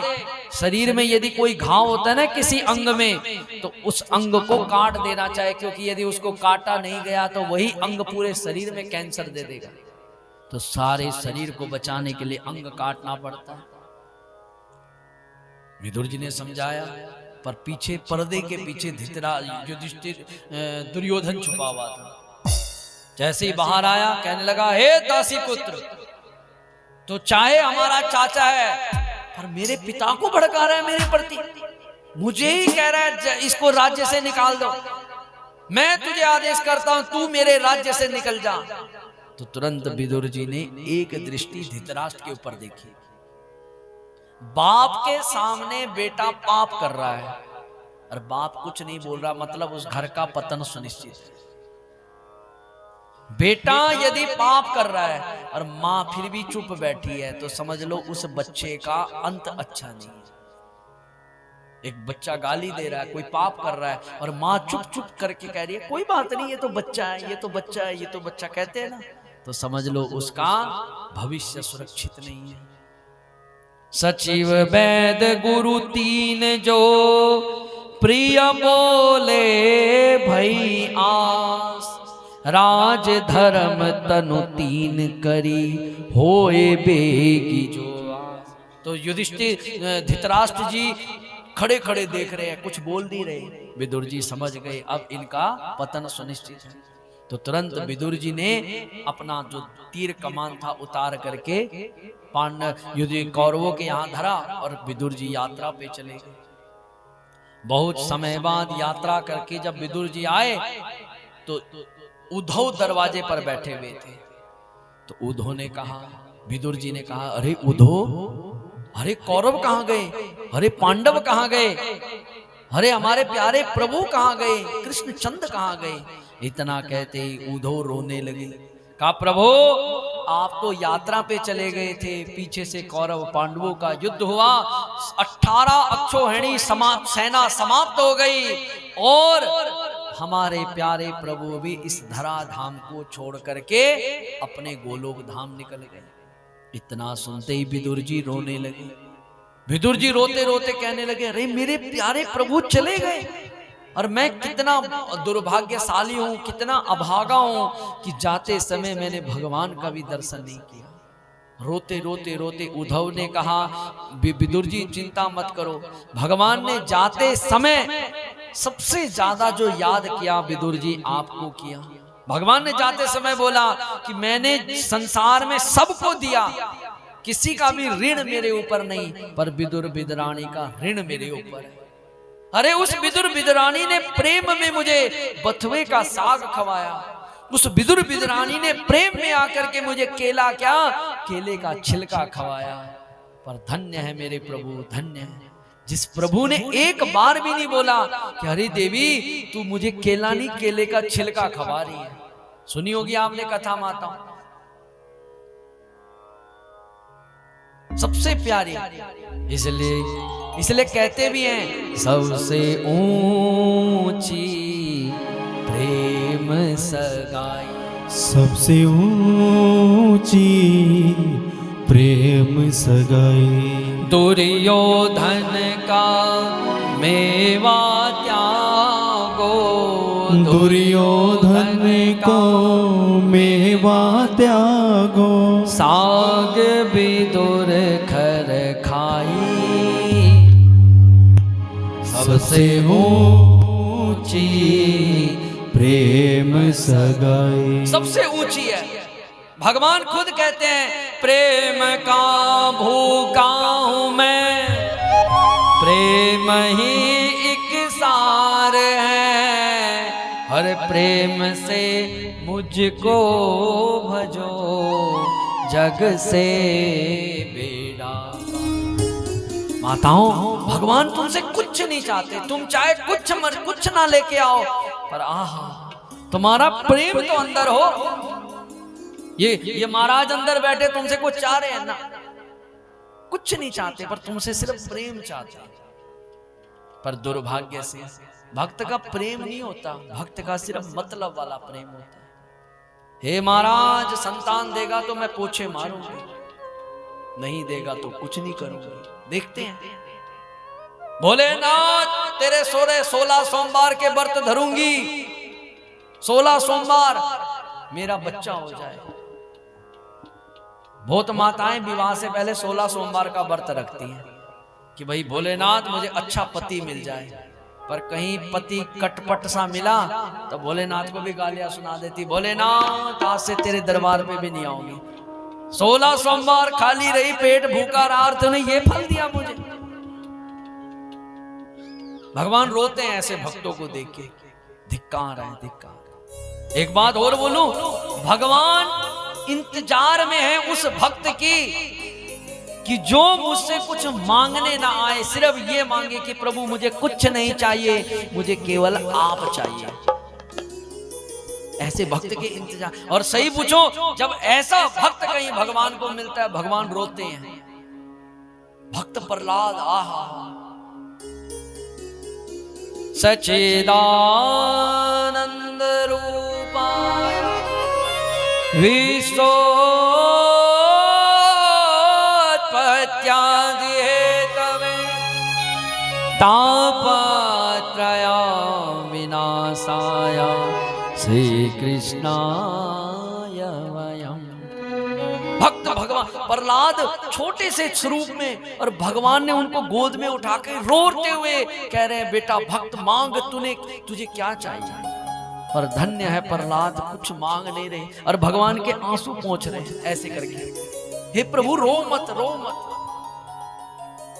ये प्रेम, जिस दिन ये प्रेम आपके अंदर हो जाएगा, क्या क्या देखो, सब कुल देवी के मंदिर देखो, ठंड भी है, कुल देवी के मंदिर खेड़े पे भी जाते हो, सारे जाते हो ना, तुम आप ही का खेड़ा है ना, सबका हाथ खड़े करो, किस किस का खेड़ा, हाथ खड़े करो। तुम्हारे को ठंड लगी तो तुमने शॉल ले लिया, तुमको ठंड लगी तुमने जैकेट ले ली, तुमको ठंड लगी तुमने स्वेटर ले लिया। क्या खेड़े को ठंड नहीं लग रही? किसी ने सोचा? अरे किसी का मन हुआ चलो साहब मैं एक शॉल ले रही हूं, तो चलो साहब एक खेड़े के लिए भी लिया जाए शॉल। किसी ने सोचा? नहीं सोचा। किसी ने सोचा महाराज अंदर बैठे हुए, चलो एक शॉल लपेट दिया जाए? किसी ने सोचा? नहीं सोचा। हाँ, पर यदि कोई कह दे कि भाई तेरा ये काम सिद्ध होना, खेड़े पे ये चढ़ा दे, तो एक टेरी कोट का 5 मीटर का कपड़ा ऐसे लपेट करके एक दिन चढ़ाना, अगले दिन पूछने भी नहीं आना। इसलिए सबसे ऊंची प्रेम सगाई, सबसे ऊंची प्रेम सगाई। ओ दुर्योधन का मेवा त्यागो, दुर्योधन का मेवा त्यागो, साग विदुर घर खाई, सबसे ऊंची प्रेम सगाई, सबसे ऊंची प्रेम सगाई।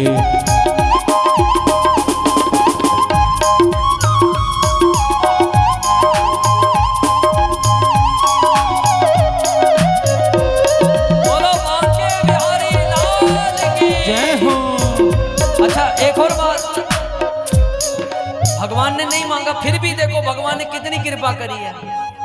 फिर भी भगवान कहते हैं, हरी मेरी बेटी, हरी मेरी बेटी, चल तू मुझे कुछ नहीं दे रही, चल मैं तो दे रहा हूं तुझको।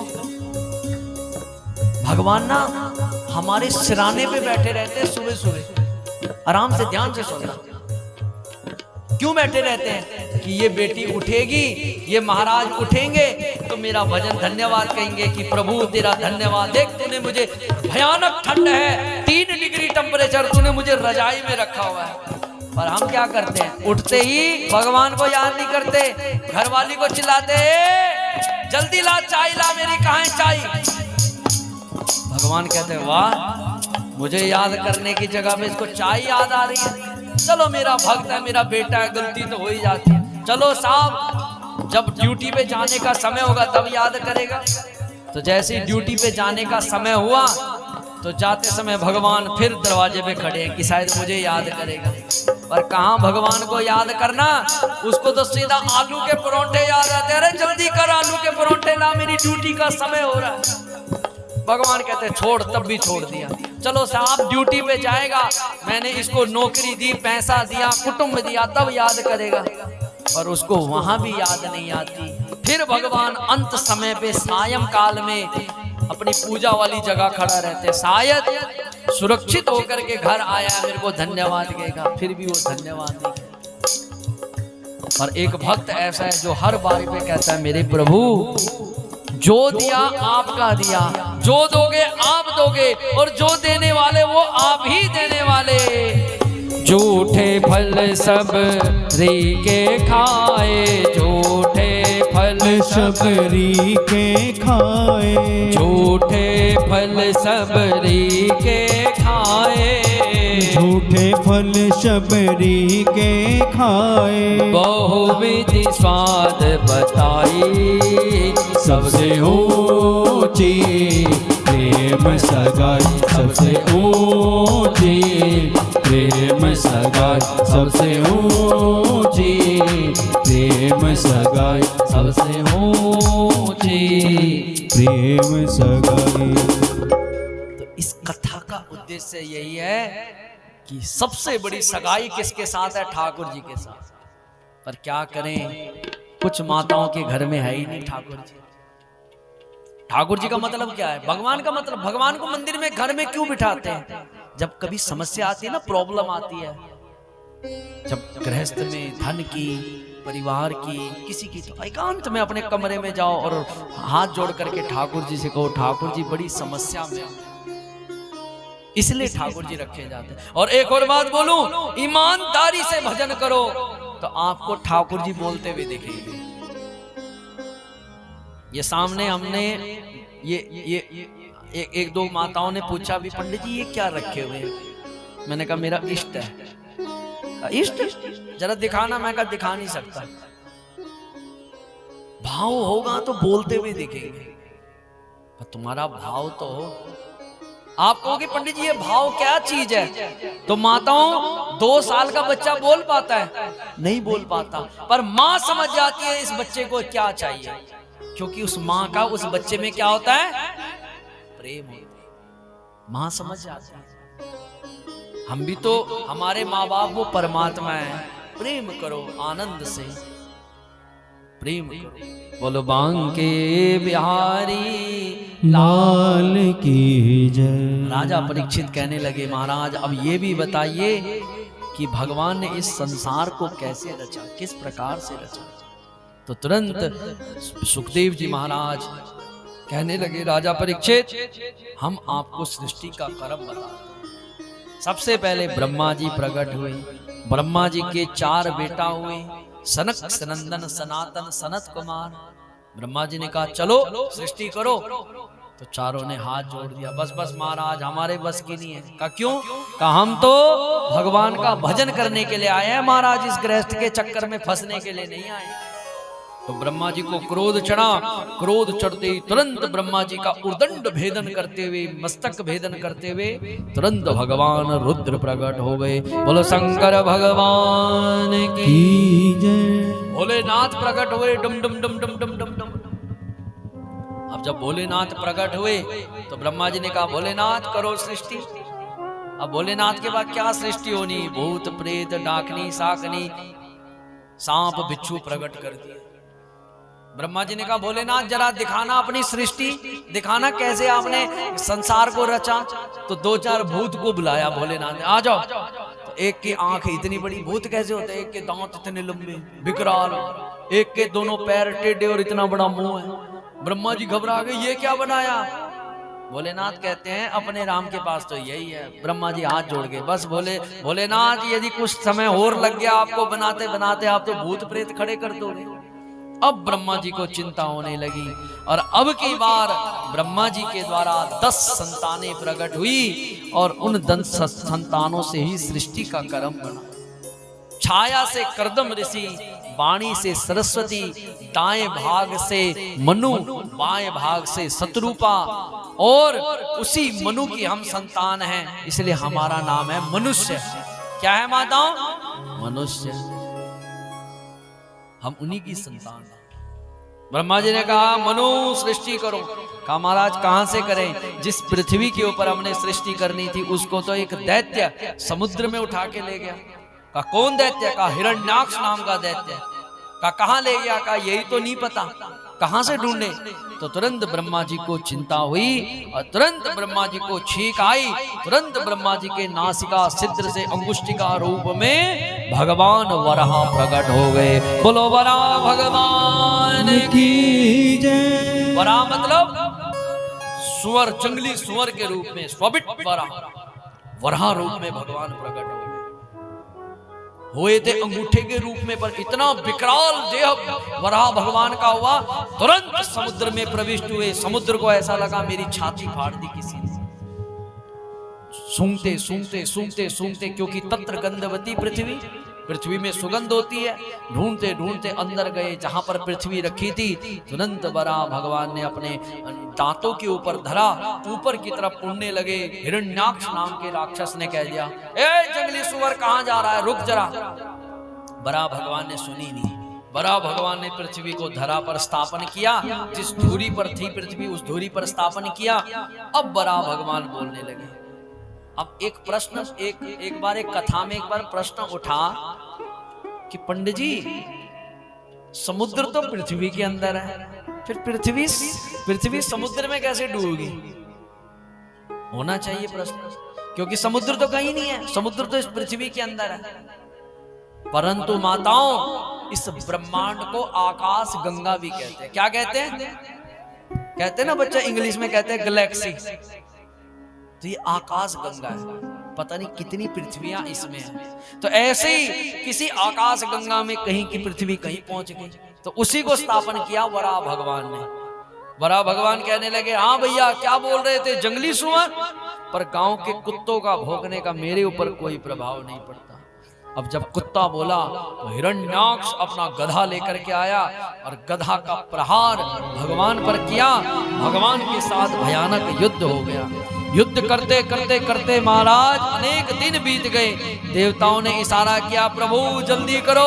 तुरंत वराह भगवान ने एक थप्पड़ ऐसा मारा कि करेण कर्ण मूले हम यथा काष्ठम्बरोत्पते। तुरंत ऊर्ध्व बमन रक्त बमन करता हुआ जीभ बाहर निकल गई, आंखें बाहर निकल गई और हिरण्याक्ष समाप्त हो गया। बोलो वराह भगवान की जय। अब जैसे ही वराह भगवान प्रकट हुए उस हिरण्याक्ष को समाप्त किया तो सारे देवी देवता स्तुति करने लगे। नमो नमस्ते खिल यज्ञ तंतवे स्थितो गृहीत्वा मलसत्त्वमूर्तये दिष्टा हतोया जगता मरुत्सता तत्पाद भक्ता मयमे निवृत्ति। बड़ी प्यारी स्तुति करी। ब्रह्मा जी ने कहा अब तो हो गया देवताओं मनु सदरूपा, अब तो तुमको पृथ्वी मिल गई, अब करो सृष्टि। तो अब मनु सदरूपा के द्वारा सबसे पहले 5 संतानें हुई। मैथुन सृष्टि के द्वारा 5 संतानें, सबसे पहले 3 बेटियां और 2 बेटे। सबसे पहले 3 बेटियां और 2 बेटे। लोग कहते हैं पंडित जी सृष्टि में पहले बेटी आई कि बेटा आया? तो ये सिद्ध हो गया सबसे पहले क्या आई? बेटी। और एक नहीं आई 3। तो जो लोग कहते हैं पंडित जी हमारी बहुत बेटियां हैं, तो पहले भी बेटियां ज्यादा थी, चिंता नहीं करी। मैं कहता हूं जिसका आंगन बेटियों से भरा हुआ है वो भाग्यशाली है। बेटा कुछ नहीं देने वाला। कंद पुराण में लिखा है एक बेटा एक कुल का उद्धार करता है। क्या? ध्यान से सुनना। एक बेटा एक कुल का उद्धार करता है, पर एक बेटी 21 कुलों का उद्धार करती है।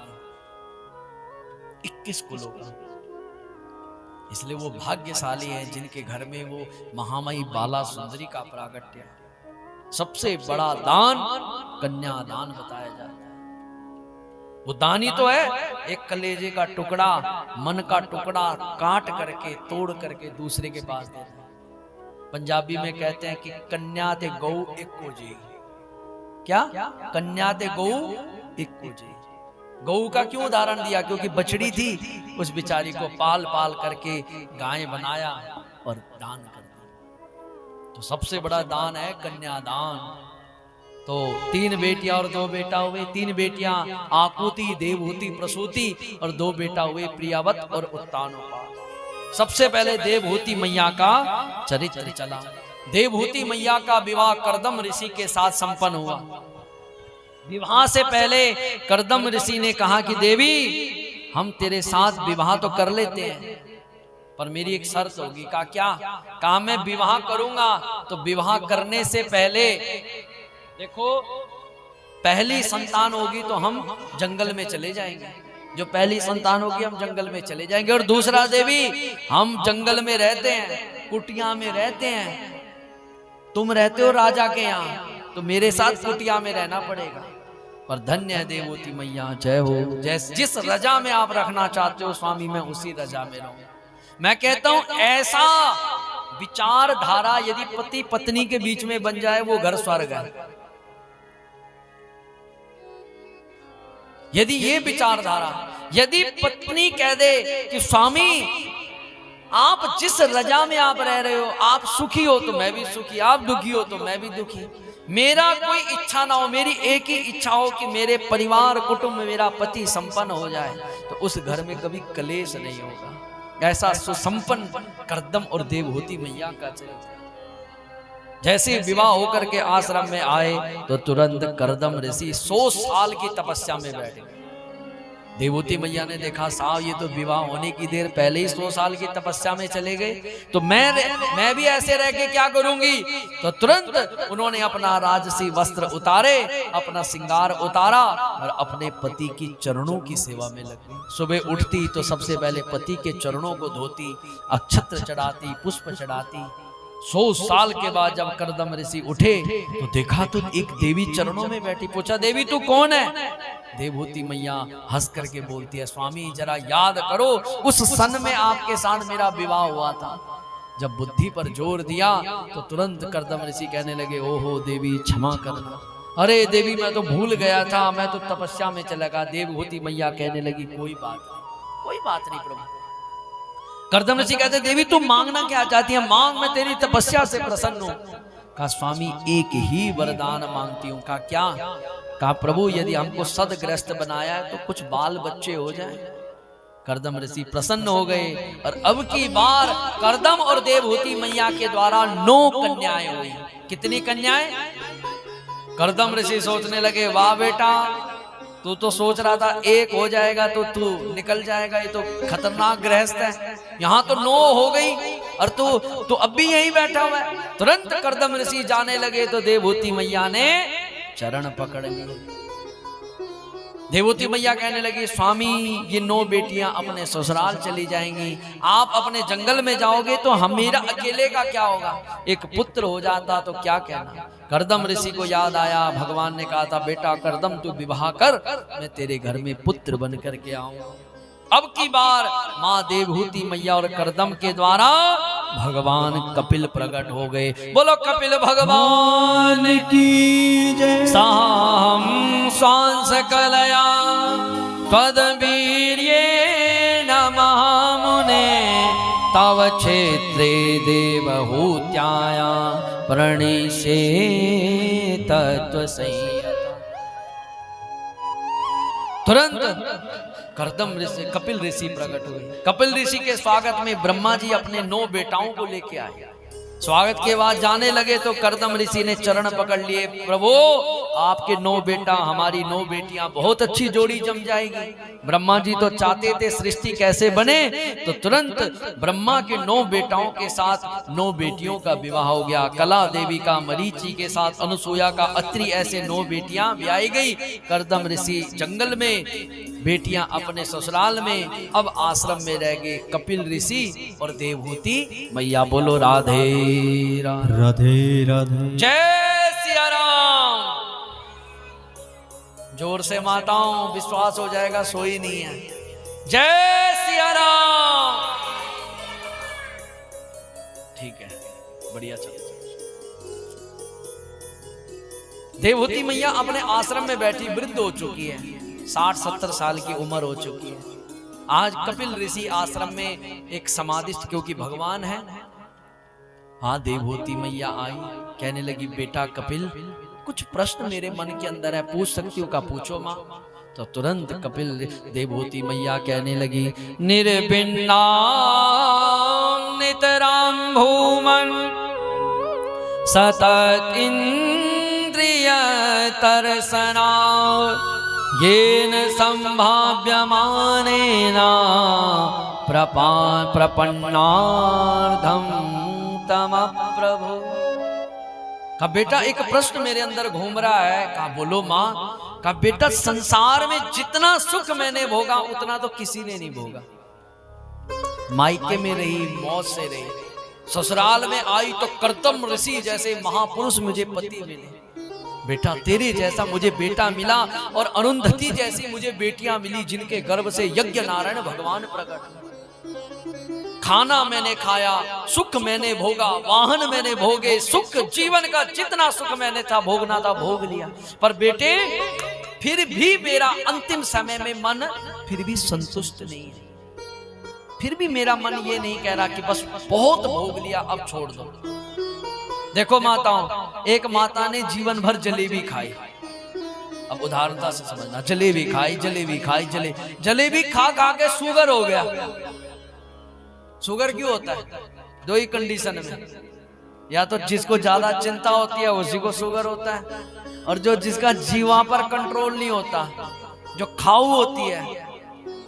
हमारे मंदिर में एक माता आई तो मैं प्रसाद देने लगा। माता कह रही, पंडित जी ज्यादा ना दियो, 2 दाने। मैं कहा क्यों माता? का पंडित जी शुगर है। मैं कहा फिर ज्यादा मत खा माता, तू कम खा ले। अब शाम को मुझे ब्याह में टकरेगी। कहाँ टकरेगी?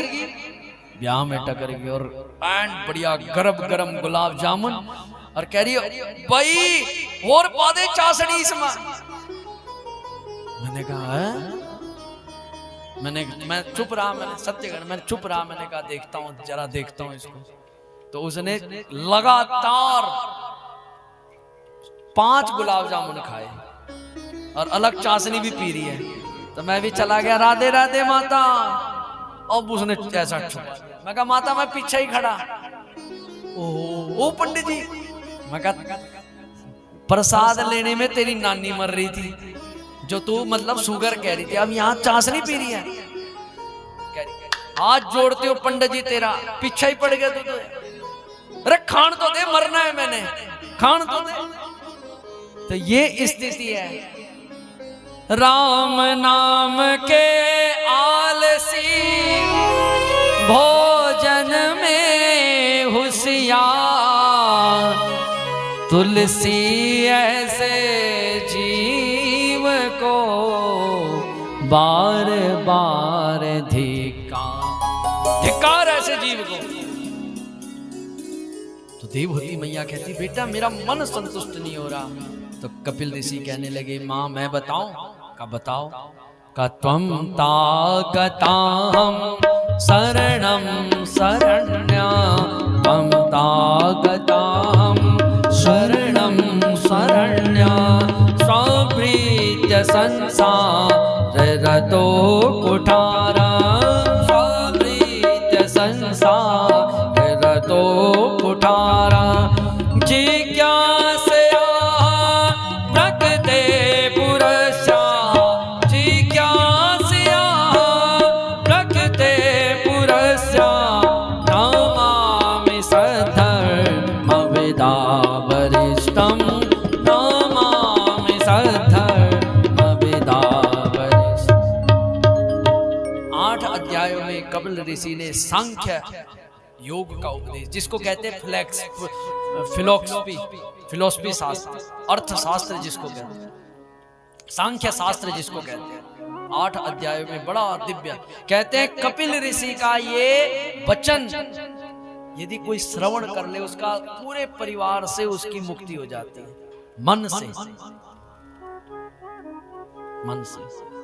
कपिल ऋषि कहते हैं माँ एक बात बता, सुबह तुमको भूख लगती है, तुम खाना खाते हो, पेट पे हाथ फेर के कहते हो वाह बड़ा आनंद आया।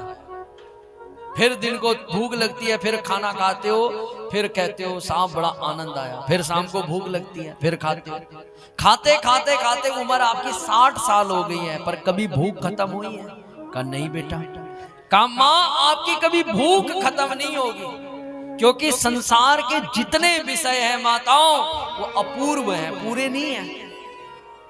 पूर्व कोई हो ही नहीं सकता, पूर्ण कोई हो ही नहीं सकता। पूर्ण केवल क्या है?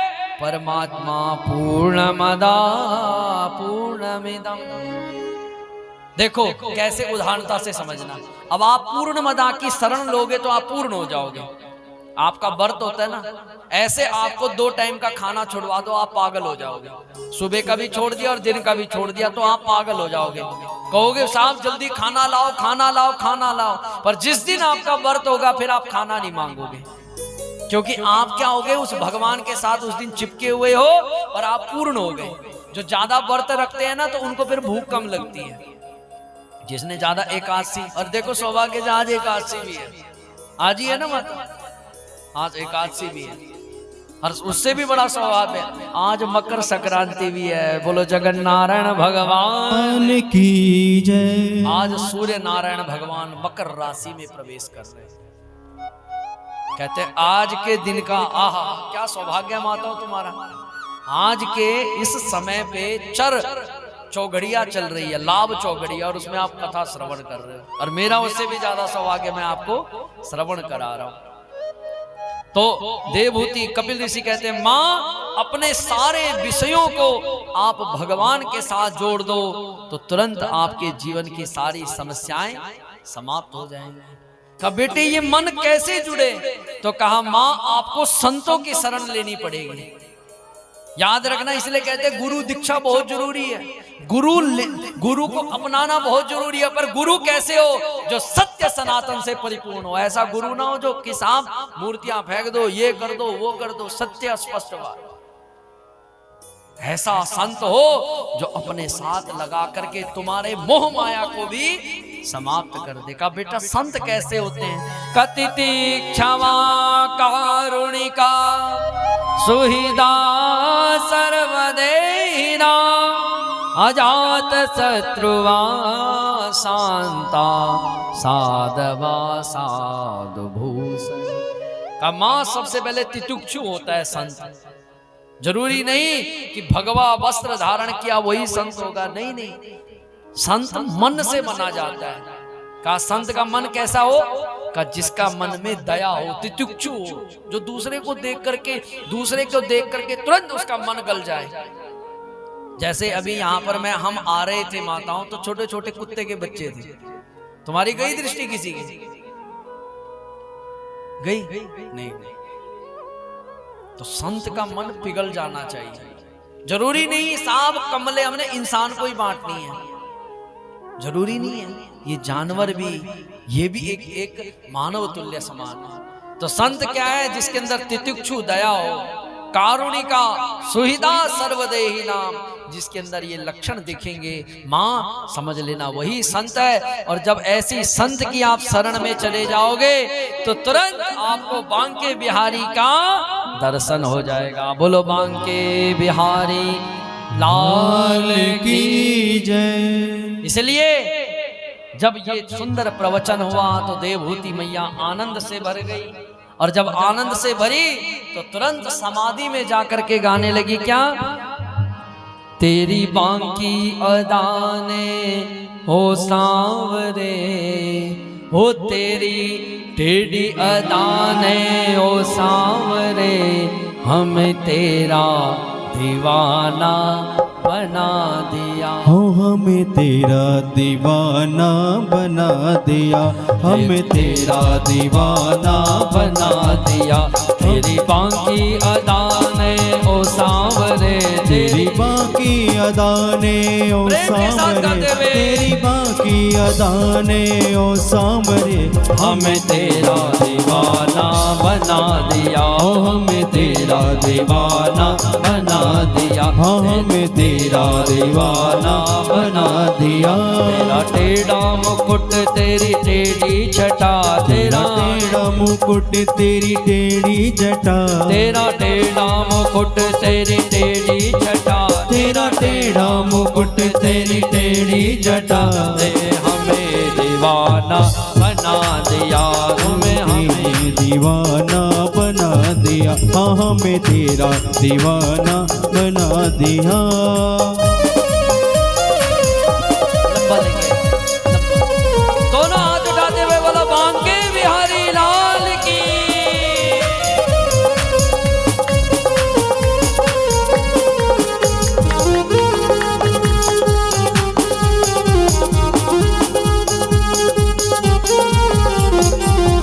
श्री राधे।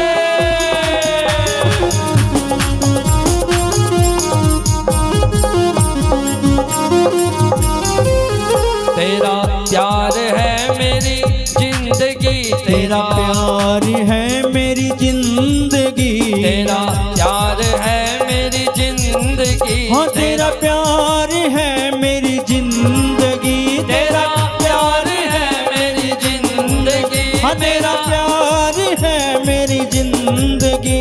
मेरा काम है तेरी बंदगी, हाँ मेरा काम है तेरी बंदगी। तेरी एक नजर का सवाल है, तेरी एक नजर का सवाल है, हमें होश है ना ख्याल है, हाँ हमें होश ना है ख्याल है। तूने हमें दीवाना जय हो। बना दिया, तूने हमें दीवाना बना दिया।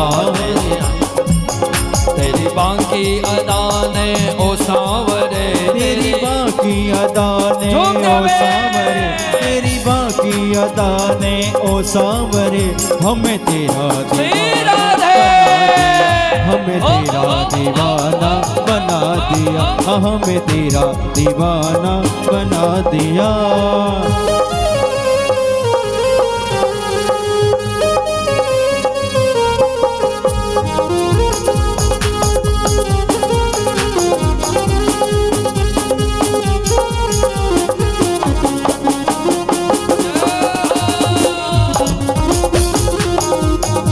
देखो जिसके अंदर ठाकुर जी विराजमान है वो हाथ उठाते हुए गाएगा क्या?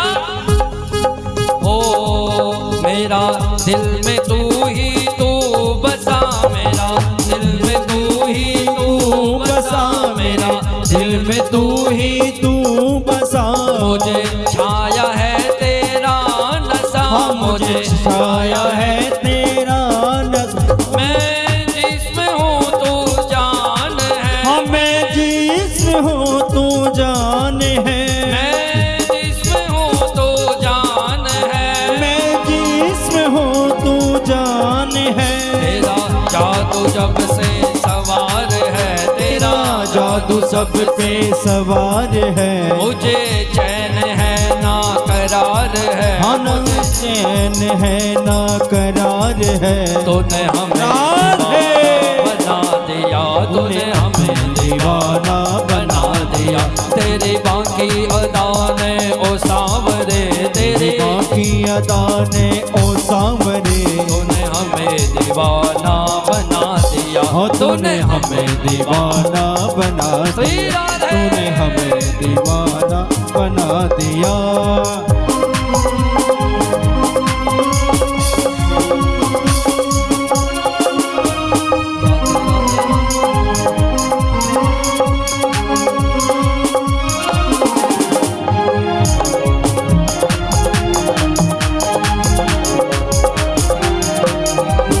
मेरी जिंदगी का नाच तू, मेरी जिंदगी का लाज तू, मेरी जिंदगी का नाच तू, ओ मेरी जिंदगी का नाज तू, मेरी हर खुशी का राज तू, हाँ मेरी हर खुशी का राज तू, तेरी हर अदा सबसे जुदा, तेरी हर अदा सब पे लुटा, तेरी हर अदा सबसे जुदा, तेरी हर अदा था सबसे जुदा। ये जो हल्का हल्का सरूर है, ये जो हल्का हल्का सरूर है, ये जो तेरी नजर का कसूर है, मेरी नजर का कसूर है। तूने हमें दीवाना बना दिया, तूने हमें दीवाना बना दिया, तूने हमें दीवाना बना दिया, तूने हमें दीवाना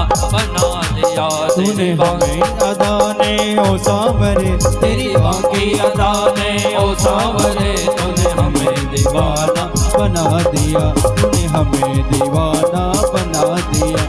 श्री राधे श्री राधे श्री राधे श्री राधे श्री राधे श्री राधे श्री राधे श्री राधे श्री राधे जय श्री राधे श्री राधे जय श्री राधे बोलो श्री राधे जय श्री राधे श्री राधे जय श्री राधे श्री राधे जय श्री राधे श्री राधे जय श्री बोलो राधे। बांके बिहारी लाल के। तेरी बांकी अदा ने ओ सांवरे, तूने हमें दीवाना बना दिया। हाँ तूने हमें दीवाना बना दिया। बोलो राधा रानी सरकार की। आहा। अच्छा एक बात और कहूं, बात पे बात आ गई। यदि मैं इतना देर आपको बोलूं माला लेके बैठ जाऊं, बैठ जाओगी? नहीं बैठ पाओ। पर देखो माला से 1000 गुना फल आपको इस समय सत्संग का मिल रहा है। तो इस सत्संग का ये आनंद है। और समय हो रहा है 3:38। कथा हो गई थी 1:30 बजे प्रारंभ। ये आनंद है। और यदि अभी कथा 2 घंटे और चले ना तो आप तब भी नहीं उठ पाओगे।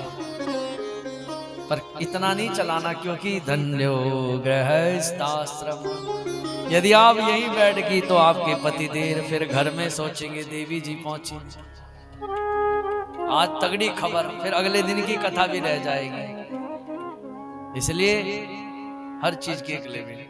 बोलो बांके बिहारी लाल की जय। अब यहीं पर देवहूति मैया का चरित्र संपन्न हुआ। देवहूति मैया की बहन थी आकुति, रुचि प्रजापति के साथ विवाह हुआ। पुत्र का धर्म का आश्रय लेकर के साक्षात यज्ञ नारायण भगवान प्रकट हो गए। तीसरी बहन थी प्रसूति, जिनका विवाह दक्ष प्रजापति के साथ हुआ तो 16 बेटियां हुई। ध्यान से सुनना। 16 बेटियां, जिसमें 13 बेटियां धर्म को ब्याई गई। 14वीं बेटी का नाम था स्वाहा, जो किसको ब्याई गई? अग्निदेव को। इसलिए हम करते हैं ना, कोई भी यज्ञ करते हैं तो हम बोलते हैं स्वाहा, करते हैं ना। अब ये भी एक नियम है, स्वाहा कैसे करना चाहिए, आहुति कैसे देनी चाहिए, ये भी नियम है। अग्निमीले पुरोहितम, उठा करके स्वाहा में उठानी और हा में समर्पण होना चाहिए। ऐसा नहीं कि स्वाहा फेंकना भी नहीं। यज्ञ नारायण भगवान को कैसे चढ़ानी चाहिए? जैसे हम अपने मुंह में रखते हैं ना कोई निवाला, ऐसे यज्ञ नारायण भगवान को चढ़ानी चाहिए। ऐसा ना हो कि एक जगह यज्ञ में बैठे थे, जजमान साहब फोन पे लगे, उठाया मुट्ठी और पंडित जी कह रहे अरे महाराज चढ़ा दो, ले चढ़ा दिया, ले तू बार बार बोल रहा है चढ़ा दिया। ऐसा भी ना हो, क्योंकि कोई आपको बोलेगा नहीं, पर वो यज्ञ नारायण, वो परमात्मा आपको देख रहा है। सबके साथ मजाक करो पर देवताओं के साथ ना। संत देवताओं के साथ कभी व्यंग मत करो, ये नियम बना लो। तो 14वीं बेटी थी स्वाहा, अग्निदेव को ब्याई गई। 15वीं बेटी स्वधा, पितरों को ब्याई गई। इसलिए पितरों को जब भी देते तो तस्मै स्वधाय नमः, तस्मै स्वधाय नमः। और जो 16वीं बेटी थी सती, वो भोलेनाथ को ब्याई गई। तो कहा महाराज सती महारानी ने भोलेनाथ के अपमान के कारण अपने आप को यज्ञ नारायण भगवान के समीभूत कर दिया और अपने शरीर का त्याग कर दिया। तो तुरंत राजा परीक्षित कहने लगे महाराज इस चरित्र को तो हम भी सुनना चाहेंगे। तो तुरंत अब यहाँ से भोलेनाथ का चरित्र प्रारंभ हो गया। बोलो शंकर भगवान नमः शिवाय ओम नमः शिवाय हर हर बोले नमः शिवाय ओम नमः शिवाय ओम नमः शिवाय हरे हरे भोले नमः शिवाय ओम नमः शिवाय ओम नमः शिवाय हर हर बोले नमः शिवाय ओम नमः शिवाय ओम नमः शिवाय हरे हरे भोले नमः शिवाय भूतेश्वराय शिव भूतेश्वराय भूतेश्वराय शिव भूतेश्वराय हर हर बोले नमः शिवाय हरे हरे भोले नमः शिवाय ओम नमः शिवाय ओम नमः शिवाय हर हर बोले नमः शिवाय ओम नमः शिवाय ओम नमः शिवाय हरे हरे भोले नमः शिवाय बोलो शंकर भगवान की जय। बड़े प्रेम से सुनना। दक्ष को प्रजापति का पद मिला। जैसे किसी को सरपंची का पद मिल जाता है तो क्या होता है, जब सरपंची का पद मिलता है तो फिर क्या होता है, बहुत बड़ी पार्टी करी जाती है जिसमें सबको बुलाया जाता है। तो ऐसे ही दक्ष को प्रजापति का पद दिया ब्रह्मा जी ने, तो सबको बुलाया दक्ष ने, सब देवताओं को। अब सब आए, सबको बुलाया गया, ब्रह्मा विष्णु महेश सब आए। अब जब दक्ष प्रजापति आया तो दक्ष प्रजापति के आते सब खड़े हुए, पर तीन खड़े नहीं हुए। वो थे ब्रह्मा विष्णु महेश। ब्रह्मा को देख करके तो शांत हो गया क्योंकि पिताजी है। नारायण को देख करके शांत हो गया दक्ष क्योंकि दादा है। पर भोलेनाथ को देख करके तो आग बबूला कि साहब ये तो मेरे जवाई हैं। अरे इनके साथ तो मैंने अपनी बेटी भी आई है, अपने ससुर के लिए क्या जवाई खड़ा नहीं हो सकता। क्रोध में बिलबिलाता हुआ भरी सभा में कहने लगा, श्रूयजाम ब्रह्मर्षयो में सहदेवा सहाग्नयाम साधुनोम प्रबुदो वित्तम नाज्ञानानाथ मत्सरा। साहब भरी सभा में तुरंत दक्ष प्रजापति ललकारने लगा, चिल्लाने लगा, देखो देवताओं, सभ्य समाज में एक भी असभ्य व्यक्ति आकर के बैठ जाए तो पूरे सभ्य समाज को धूमिल कर देता है। अब सारे देखने लगे महाराज असभ्य कौन है। तो दक्ष प्रजापति कहता है ये भोलेनाथ तुमको असभ्य नहीं दिख रहा। नरमुंड माला धारा धारण कर रखी है, चिता भस्म धारण कर रखा है, इससे बड़ा अपवित्र कौन होगा। अब सामने बैठा था नंदी बाबा, आग बबूला, ए दक्ष तू कैसे बोल रहा है मेरे प्रभु को। भोलेनाथ ने हाथ करते हुए कहा, बेटा बेटा नंदी शांत हो जाओ। कहा प्रभु आपको बोल रहा है कि ये असभ्य है। भोलेनाथ कहने लगे, बेटा कोई बात नहीं, ये हमारे ससुर जी हैं और ससुराल की गाली तो खानी ही पड़ती है। कोई पहले खा लेता है ब्याह के पहले, हम ब्याह के बाद खा रहे हैं। ब्याह से पहले कैसे खाते हैं, जब रिश्ते के लिए जाते हैं तो सास बहुत प्रश्न करती है, कहो साहब कैसे हो, क्या करते हो, किस प्रकार करते हो, बहुत प्रश्न छिड़ते हैं। भोलेनाथ कहते हैं हमारे आज तक प्रश्न छिड़ते। भोलेनाथ ने शांत कर दिया, पर दक्ष प्रजापति से रहा नहीं गया। तुरंत दक्ष प्रजापति ने श्राप दे दिया, भोलेनाथ मैं तुझे श्राप देता हूं, आज के बाद तुझे यज्ञ में कोई भाग नहीं मिलेगा। अब तो नंदीगण से भी ने रहा गया। नंदीगण ने भी कहा, हे दक्ष प्रजापति मैं भी तुझे श्राप देता हूं, जिस मुंह से बड़बड़ा रहा है वो गर्दन कट के बकरे के गर्दन लग जाए। अब भोलेनाथ को लगा कि यहाँ तो साफ श्रापा श्रापी होने लगी, यहाँ से चलने में ही फायदा है, जहां पर पंगा पड़ने लगे वहां से निकल जाओ, बढ़िया रहता। बात को बढ़ाना नहीं चाहिए। अब भोलेनाथ सीधा अपने कैलाश में आ गए, और अंदर की टीस, अंदर की जो ईर्षा वो नहीं गई। वो अंदर से दक्ष प्रजापति के अंदर की ईर्षा नहीं समाप्त हुई।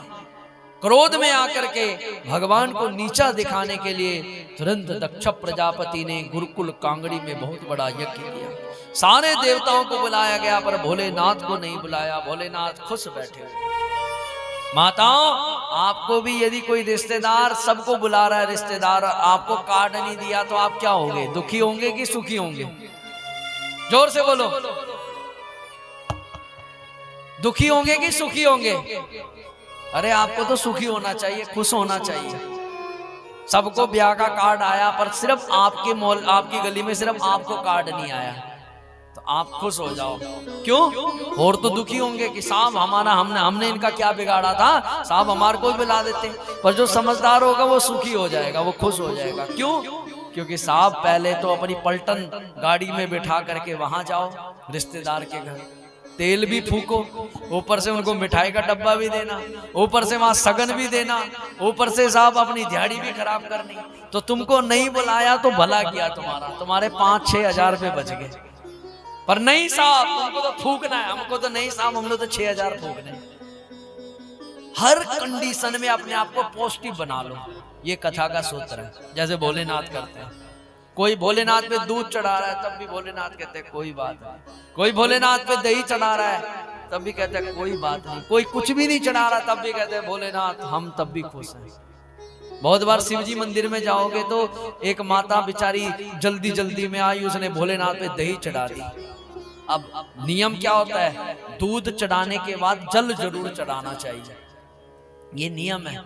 ऐसा नहीं कि कच्ची लस्सी चढ़ा दी उसके बाद कुछ नहीं चढ़ा रहे, ये नियम है।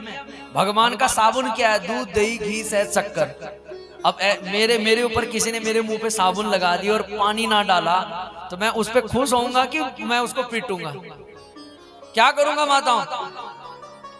तो तुम भी शिव जी के, अब वो बेचारे के भोलेनाथ पे गई, आधा इतना दही चढ़ा के, और बहुत तो ऐसे क्या करते हैं, जैसे दही नीचे नहीं आएगी तो भोलेनाथ के खोपड़े पे, अरे आ जाओ। क्यों? उसका मतलब कोई शिव जी से नहीं है, उसका मतलब किससे है? मुझे तो चढ़ा के भागना है। भोलेनाथ के सिर पे एक तो मारा भी और आधी दही यहाँ पड़ी हुई, भोलेनाथ फिर भी हो खुश हो रहे, वाह कोई बात नहीं। इससे शांत, इससे दयालु देवता कौन मिलेगा माता? कोई मिल सकता है? कोई नहीं मिल सकता। भोलेनाथ फिर भी शांत का कोई बात नहीं, जाने दो यज्ञ में। परंतु जब 2 पड़ोसियों में पंगा पड़ता है तो तीसरी पड़ोसी मजे लेने के लिए पहुंच जाती है। तो ऐसे ही भोलेनाथ और दक्ष प्रजापति में विवाद चल रहा है, पर तीसरी जो देवता आज दिखाने के लिए कि देखो भोलेनाथ हमको बुलाया तुमको नहीं बुलाया, तो कैलाश के ऊपर से विमान ले जा रहे हैं, कैलाश के ऊपर से। भोलेनाथ ने कहा वाह बेटा तुम जाओ तो सही, तुमको सब कुछ मिलना है, सही सलामत जा रहे हो, सही सलामत आओगे नहीं। भोलेनाथ तो शांत बैठे हुए हैं, पर माँ सती से नहीं रहा गया। माँ सती ने एक देवता को बोला अरे कहाँ जा रहे हो? कहा माँ तुझे पता नहीं, तेरे पिताजी ने बहुत बड़ा यज्ञ किया और तेरे को नहीं बुलाया। अब मायके में यज्ञ चल रहा हो और बेटी को ना बुलाया जाए तो कितनी दुखी होगी। सती को बहुत दुख लगा कि मैं सबसे छोटी बेटी अपने पिता की और मुझे नहीं बुलाया गया, पर फिर भी अपने पिता की लाज रखने के लिए बोल पड़ी अरे देवताओं बुलाया है, मैं तो ऐसे ही पूछ रही थी, जाओ जाओ मैं भी आ रही हूँ पीछे से। और मन में सोचने लगी कि क्यों नहीं बुलाया, क्या प्रयोजन रहा होगा, पर मैं तो जाऊंगी, जरूर जाऊंगी, जो मर्जी हो जाए। पर कैसे जाऊं? बिना भोलेनाथ की आज्ञा के नहीं जा सकते, और भोलेनाथ का मुझे पता है बिना बुलाए भोलेनाथ भी जाने वाले नहीं। तो तुरंत सती भोलेनाथ के पास गई, सोचने लगी कि जरा समझा के देखती हूँ। तो भोलेनाथ से कह रही है प्रजापतिस्ते ससुरस्य सांप्रदम निर्यापितो यज्ञ महोत्सवो किला वयं च तत्राभिसराम वामते यदर्थितामी विबुधा व्रजन्। काम निकालने के लिए मतलब दिखाना पड़ता है। तो सती कह रही है, आज भाषा बदल दी सती ने। सती कहती है भोलेनाथ